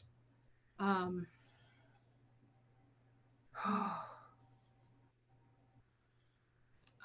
gosh, I know it's still a very vague thing, but it's more than I've had for so long. There's so little out there about it, and all of the other elite jewels. I don't. It must be because they're so powerful. People don't want anyone to have them, so they're just out there in the wind. So I don't know. Maybe it's one of those like only the worthy things. Either way. You know what? That's really weird that you mentioned that. I just found a book at the Amethyst Halls library about the elite gems. You did? I'm looking around the bar and make sure no one's listening to this fucking conversation. Now we're getting into dangerous goddamn territory. Yeah. There's, a handful of them. I could maybe draw some pictures if you want. Natural 20 for 30. Jesus Christ! I changed my dice. Fair. Is there?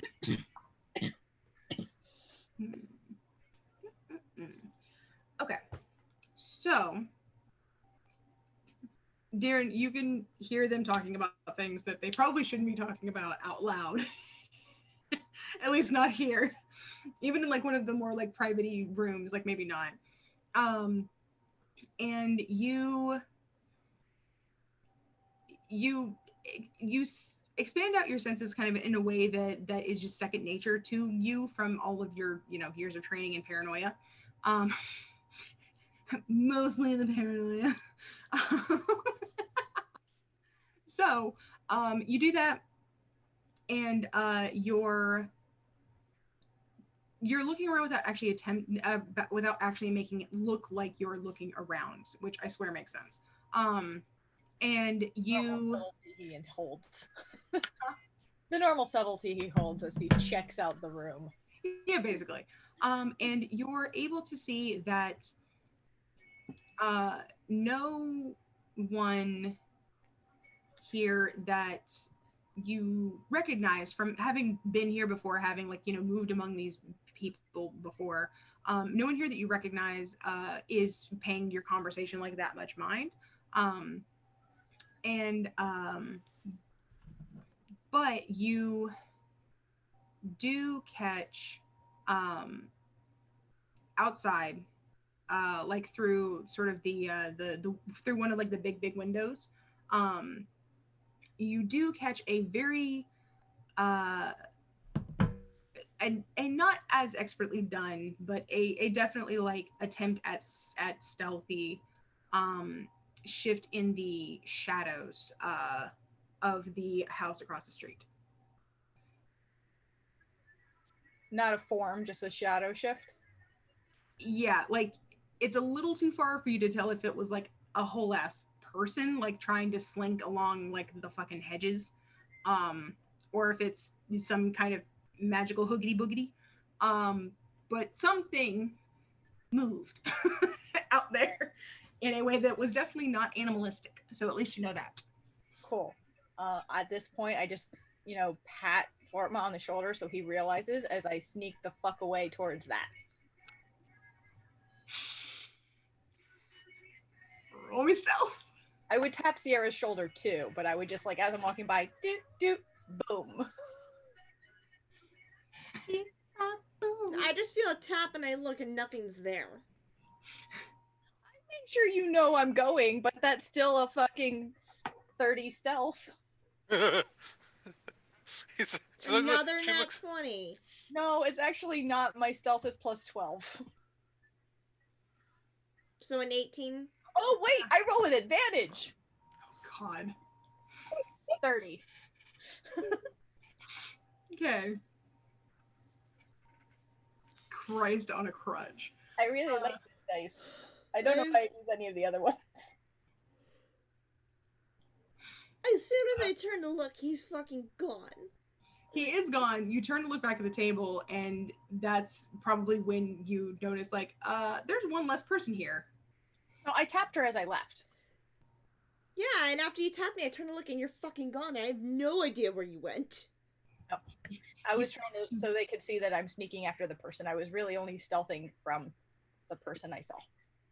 Oh, okay, gotcha. Yeah, gotcha. no, I tapped them so they know I'm fucking leaving the bar, but I'm sneaking around so that whoever I saw in the fucking bushes or in the house or whatever it is, no, I left. Gotcha. Okay, so the people that you tapped would have noticed that you left, but you started sneaking once you gave them that signal. Yes. So they would have still been able to see you leave. Yeah. Cool. I rolled to see if I would follow her after him, but I rolled a 4, so I guess I don't! Don't die! So, what do you know about the EGs? Lord help me all. So she doesn't really know the party well enough, but just kind of noticed, I think after a bit, kind of notices oh, I guess somebody went to bed. But she kind of drops down and goes, well, I know that some really great gems in our kingdom are just a little harder to find than others. She's suddenly now oh, maybe I shouldn't be talking quite so brazenly about this. So some of the gems are just, harder to find, and they're just brilliantly cut and have a lot of lovely refractions inside that are dazzling in their brilliance and send a very powerful, evocative sort of response to those that are able to find them in some way. That's some crap. If you want to, we can move this upstairs. Would you feel more comfortable with that? Yeah, I think we definitely should. I can pick up a hint. I believe we're going to retire. Would anyone care to join us for a nightcap? I'll leave you. I'll stay here. He looks and notices Darren is gone. I'll be down a bit longer, but Arya, in your research, there is a particular symbol I would like you to look out for and avoid at all costs. He'll slide her a piece of parchment that has the sigil of the Liar's Tongue cult. Mm-hmm. If you see that on someone, or that being or that you gotta point since or the object this correlates to, I would advise steering clear. Okay, I haven't seen this before, but I'll definitely keep an eye out for it. Thank you for the warning. Always, the researching is always a troublesome thing. All sorts of types look out for that. Always good to know which ones to look out for. Knowledge is power, as the saying goes. It is indeed.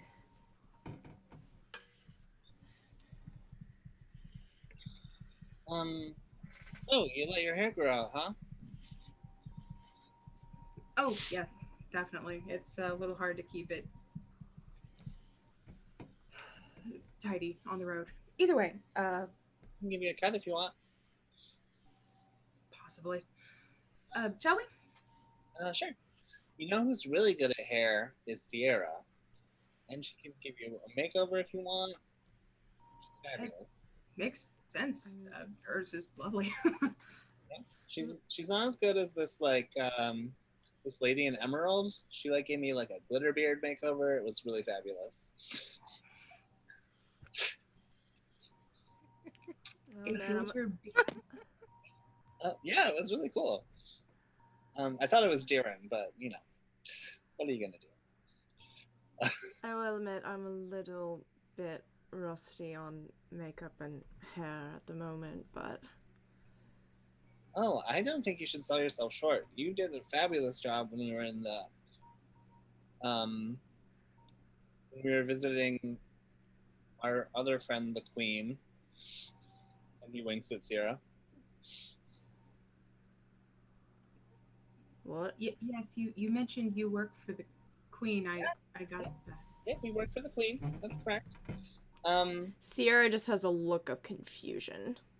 Does Sutha or Drax or Isla, who have been exceptionally quiet this evening, join, or are you guys going to stay down with devotion?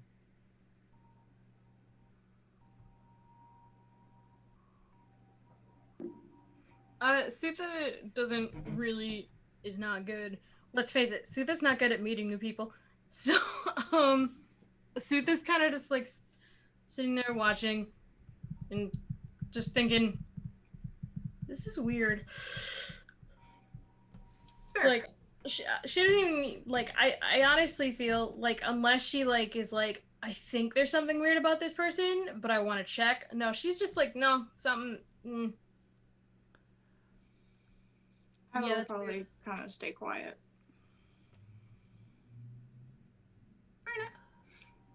So who's coming up to the room then? Sierra's gonna head up to her own room. Okay. Yeah. It might just end up being you. It might just end up being you two. Okay. Yeah, Sierra's gonna head up to her and Darren's room to settle down for the night and just wait for him to come back. Yeah, Flortma's going back to his room now. Fair enough. Okay. I'm gonna do a little bit of back and forth with Zinc and his sister. Just hop over to Deeren, and then that'll probably be where we end off for the night. Just FYI. So Zinc, you guys go upstairs. She like hefts her big pack. And you guys go into her room so she can like put it all down and stuff. Yeah, I'll help her with that too. Oh, fair enough. So once you guys get in, she sort of like she closes the door and like kind of glances around and then grabs like the little towel that they leave you for like to wash your face and stuff with the stuff in the pitcher, and like puts it under the crack in the door. Okay, that's not the best soundproofing, but it works. What the hell are you thinking? You're gonna get what?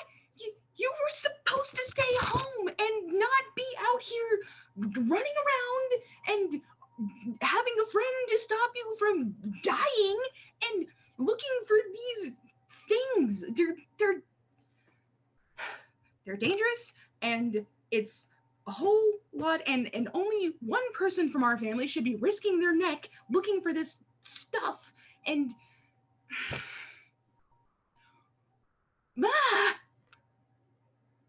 There she is. That's the sister I remember. That's a whole ass mood. You left when Mom was mourning. Dad was on the deathbed. What was I supposed to do? Hold her hand? Make her bed every morning? Feed her? Did that. And you still weren't there. I couldn't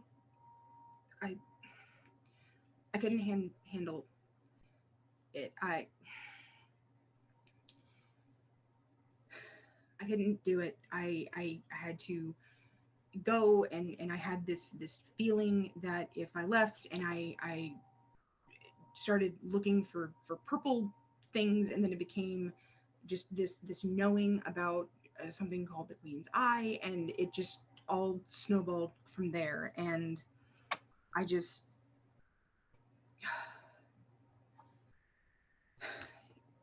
yeah, I get it. I get it. I'm chicken shit. I ran. I couldn't handle any of that, and I ran, and I left you there. And I know I shouldn't have done that, but you, especially once like I got out here and started finding out the stuff about this, you were safe if you were there, and I thought that you were still there, and apparently you're not, and you're here, and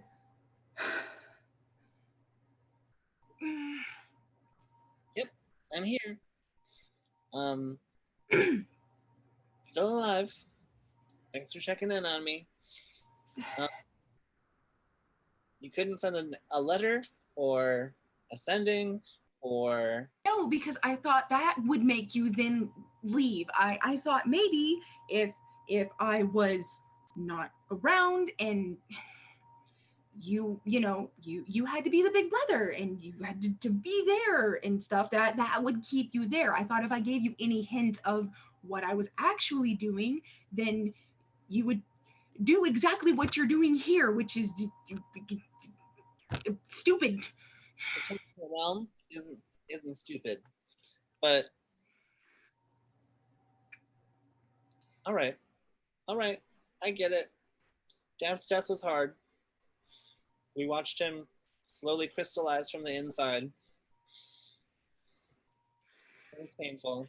I'm sorry? Rock domes turn into rocks when they die. No, he got the crystal lung from the mine. Mm-hmm. Oh, I thought I'm sorry. Well, it's a rock lobster.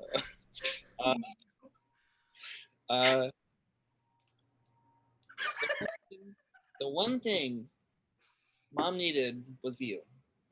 So, at the very least, say hi to her once in a while. Check in. Make sure she knows you're not dead.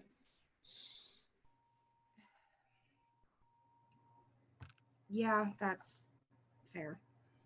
Okay. Come here. I'm gonna give her a hug. She will give you a hug back. And as he does that, he's gonna whisper, "I'm sorry," and cast Dispel Magic. What? On her. He's casting Dispel Magic Okay. on his sister at Okay. 5th level. Just to be clear, because I honest to God don't remember. Does she have like a magic effect she does for like her appearance like normally that I should know about that you're dispelling, or Since our run-in with like the Dollmaker and Steven's like cult of wiping memories from people, Zink is just going to be like, blank slate. Let's start from scratch. Like, let's just make sure that you're not cursed or like casting a spell to disguise yourself as my sister. Like he's casting the spell magic, and he's doing it at 5th level. I'm sorry, 6th level. okay. And that is a spell above 1st level. Okay. So first off, Mhm. high, lower, or middle. Go high again. You are safe. Well, Obama. Thanks, Obama. Okay. So you do the spell. She looks confused at first, and then you see that an illusion spell apparently that was on her is just kind of just tinkling away, and it doesn't reveal a different person. It is still her. Mm-hmm. However, she's been through a lot more than you realized, because the illusion spell that she had cast was covering up a lot of combat scars that she did not have before. Like she's got a couple of gouges here, she's got a couple of things here and here. She's missing like a little chunk out of one ear. Her hairline kind of goes back a bit from something that happened up here. And she's got a couple of others like just scattered over her arms that you can see. She looks like she has been through some shit. And she, like I said, she looks confused, and then you say that, and then she steps back and she goes,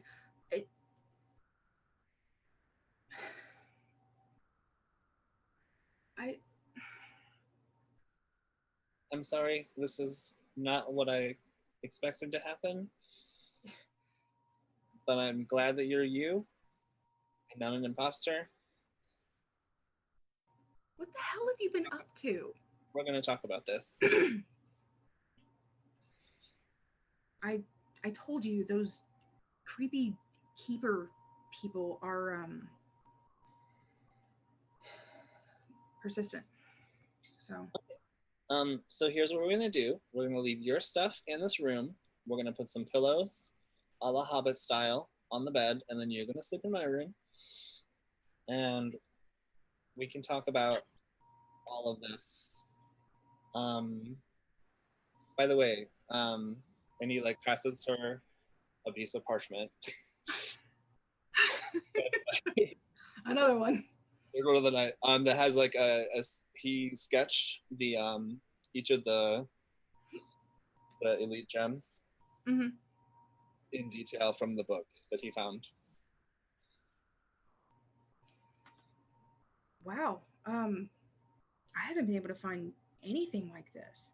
Like I know that there are 5, and I've heard some of the legends and like the little fairy tale versions, but I've never actually seen them all presented this way. That's amazing. Some of these gems don't even exist here. Like this one. And she points at like the zealot's blood, which, you know, like this one just never. They're pretty, huh? but they're obviously dangerous. So Yeah. Gosh, I've heard so many variations on what people think that each of these can do. It's wild. The one that has the most contention though is actually the Queen's Eye.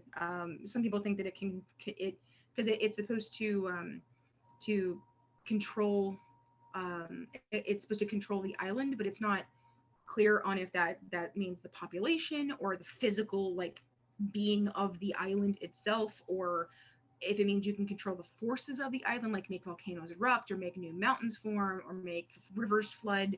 Like no one's really sure because it's so vague. I hadn't heard all of that, but I did know that these are powerful. And if that's what this one even can remotely do, I'm kind of concerned that you're looking for these. I've got this knowing that it's important, and I've got to find it. I can't explain it. It's just this drive, this need.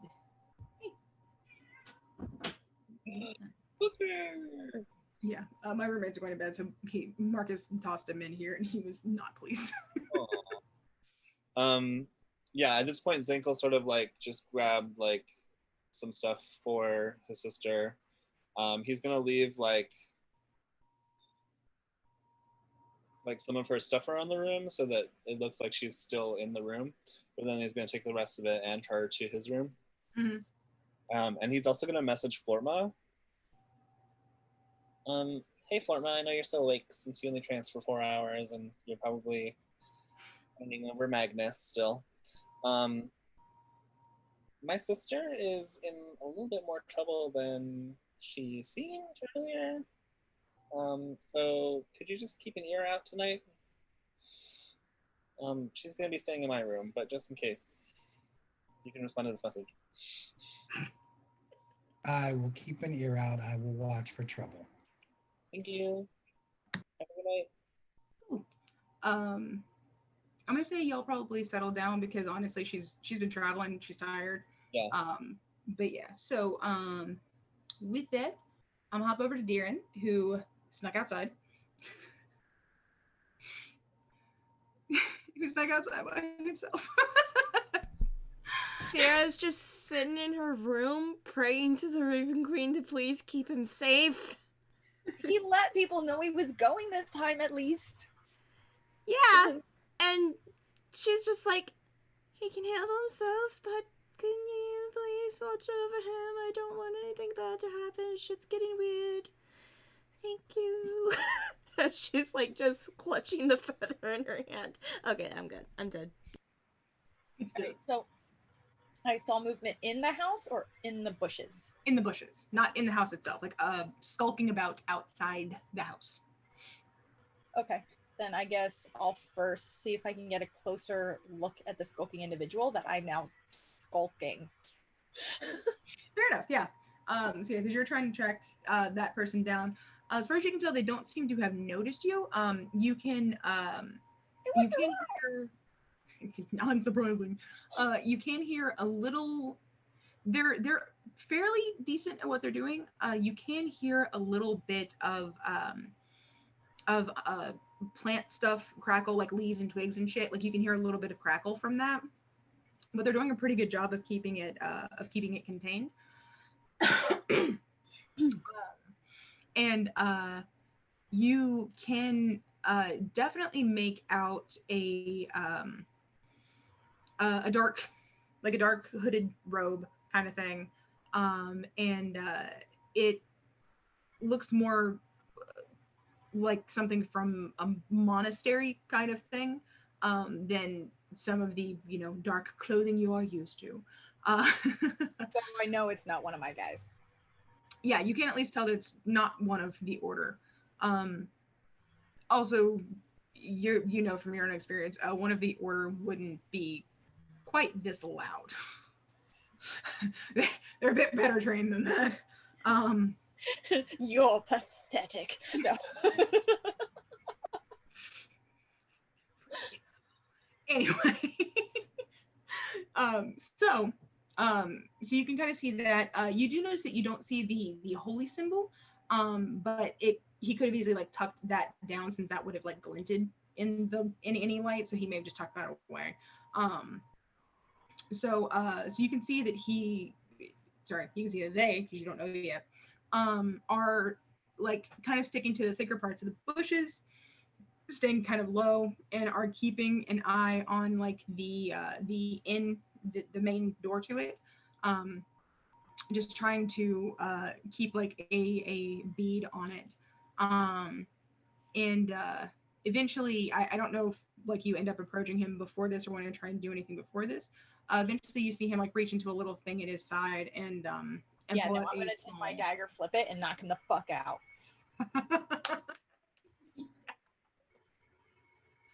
Bitch! Bam! Reaching into his pouch, I'm clobbering him. That's fair. Nice hearty crack across the back of his Honestly, dome. he had not a fucking clue you were there. He was focused on something else. You're a goddamned assassin. He is knocked the fuck out. Cool. K.O. You got knocked the fuck out. Anyway, he like kind of makes like a noise of some kind, and like kind of like goes limp. As he does, his arm kind of emerges a bit, and you can see he's got some kind of scroll, like probably a spell scroll, like in his slightly looser hand now. But he's out. Cool. I'm gonna grab the spell scroll, put it in my bag, and then I'm gonna tuck him like over. I'm gonna bring him into the bar, like, oh, I found this drunk guy in the alley, and then up the stairs and knock on a couple doors.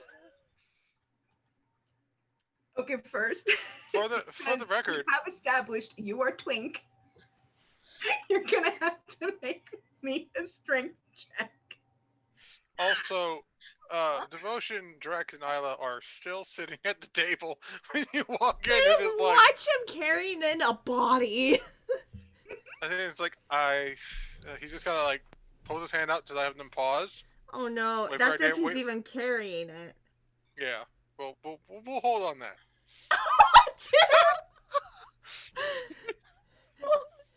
So, Wait, does that still count as reliable talent though? no, because it's It's strength only check. things I have proficiency in.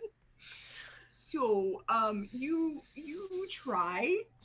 Here's what happens. You manage to get this person who's a lot bulkier than you realize, onto your back. Your legs are quivering. You're barely able to stand. I just knock on the fucking window. Basically, you get across the street, and you get to the door. As it opens from the other side, from like somebody who lives here, like opening it up, and they're like, they see you and go, are you okay? And then you fucking just whoomp, with this guy still on your back. So I was heading to the tavern. Am I still heading to the tavern? Yes, you are at the door of the tavern. Cool. Devotion kind of sits up and looks down. Yeah, Oh. it's just drunk man, bringing him inside. Do you need Sure. assistance? I think Drax. I think he needs assistance. I got him. Drax will go over and literally just one hand pick up the dude. Do you want me to make a strength check? Yes. Please fail. That's a dirty 20. Fuck Fuck. you.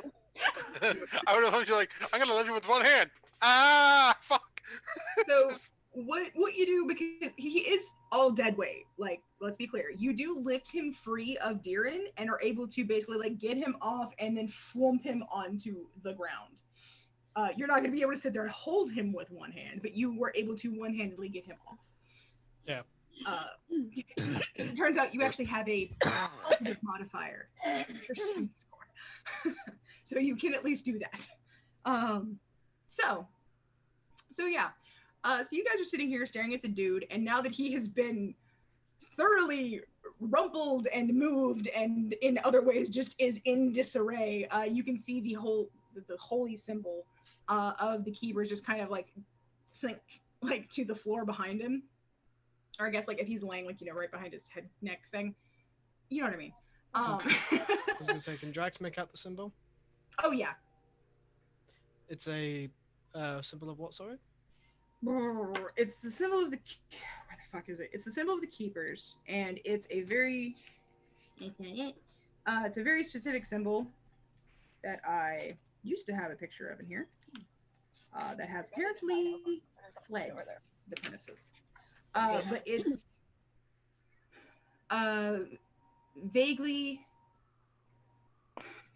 It's black and it's got like electric like going. Yeah, it's like 2 circles, one of which is bronze, one of which is like a matte black metal with 3 lightning bolts behind it. And a matte black key in the center. There we go. I'll eventually find the picture again. I legit don't know where it's gotten off to at this point. Well, One day. Gets up from the table, goes over to him. He's kind of. They all sort of see this symbol. Devotion has this look in his eye. Well, we can't let the poor drunk man sleep on the floor. Darren, Drax, help him. Can you help him to my room? All you boys, all you. And I start going up the stairs. Just like, ow. Would Isla like to try and sense, as Devotion's as he has come closer, would you just try and sense what Devotion is feeling as he and Drax lift this hefty man? If you want. No, I was kind of keeping to herself, so. Okay, I just thought I would ask. Okay. Drax is gonna say to Isla, I'll be a minute, dear. You might as well just head back to the room and I'll catch you later tonight, okay? Okay. She'll say goodnight to everybody and go to bed. Jax will look at Devotion. Well, it looks like we've got a full night ahead of us. I, at the very least, have a full night ahead of me. Oh, trust me, I want to be here for this. I'm sure you do, Drax, but do you have experience in interrogation? I was a guard. What do you think I did to criminals in Granite? Likely scolded them a fair bit. He'll kind of hoist the guy up. Drax will hoist with him. He's like, oh no, trust me, I've had my fair deal. Now, what is your experience with interrogating zealots? Just means I can have a little bit more fun, doesn't it? It means that you have something to learn. Hey, educational experience. I'm okay with this. They'll take him up to Devotion's room. He'll look at Drax. I'll give you an open opportunity. If you decide you wish to leave, you may. I am sober and clear-headed. I'm staying. Very well. They'll start working together to get all of his weapons, any scrolls, any of those bullshit suicide bomb shit that they had before. Get all that shit. He is in nothing but in like plain clothes. Darren would have knocked on the door where Sierra and he were staying and just say, I'm back. We just found a wanderer in the bushes. And then I'll go join Devotion. Okay. Bye. Sierra just stays in her room. Okay. I know we're doing the last thing. After we get him all stripped down while he's still knocked out, I will put his arms behind his back and I will attach the dimensional manacles, that way no one can outsidely poof him away. Like, bitch, you stay in right the fuck here. You ain't going fucking nowhere. Real quick before I do like the final shot, Darren, I want you to make me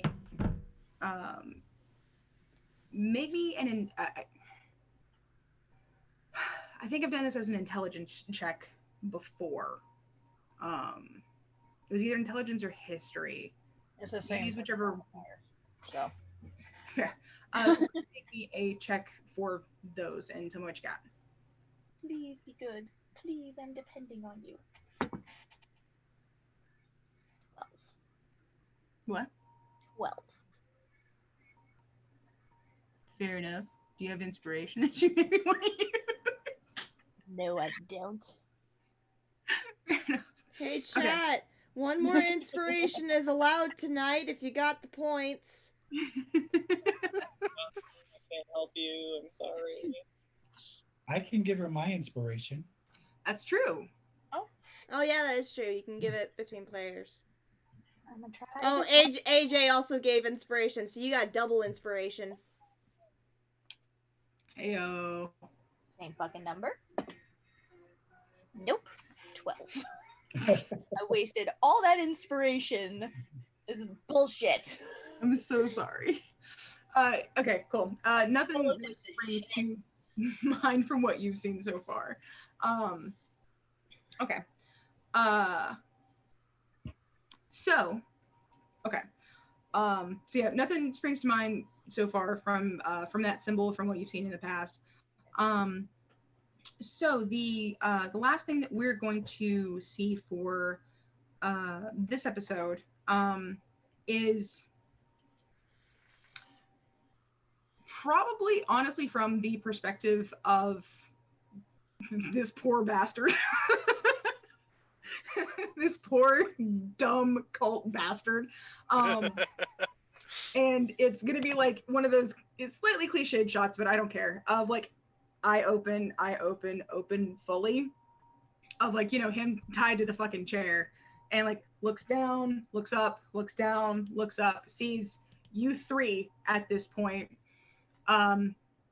which honestly, I'm guessing Drax just looks serious but contained. Diren looks like fucking cold as ice, just like, I give you nothing. Yeah, he's his usual leaning against the wall. Fucking, he's gone into business mode, which is a empty fucking look. And I feel like Devotion, just to put a little extra like touch on this, is probably giving a very wicked, very disconcerting grin. Yeah? It is a look of absolute malice. Yeah. Loads, it's like Loads interrogation with malicious intent. Fair enough.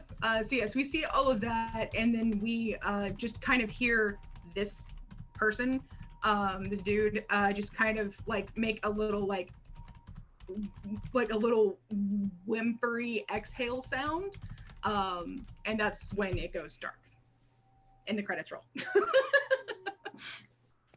Hey, we're opening next episode with Interrogation and slight torture. Cool. Potentially. I haven't decided yet. Yay, Sierra's sleeping alone tonight. Yay. I don't take more than an hour. Back and safe. You made sure to do that at least. Okay.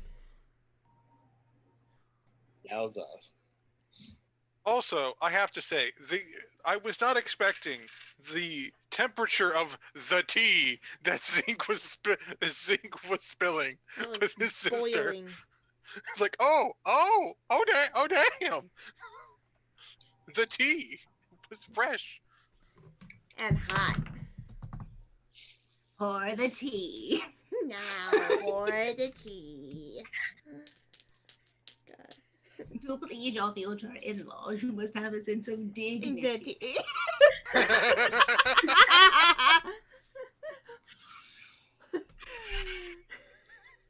That was eventful. That was fun. It was eventful. I was expecting it to go quite that much, but hey, here we fucking be. Thank you for the heads up.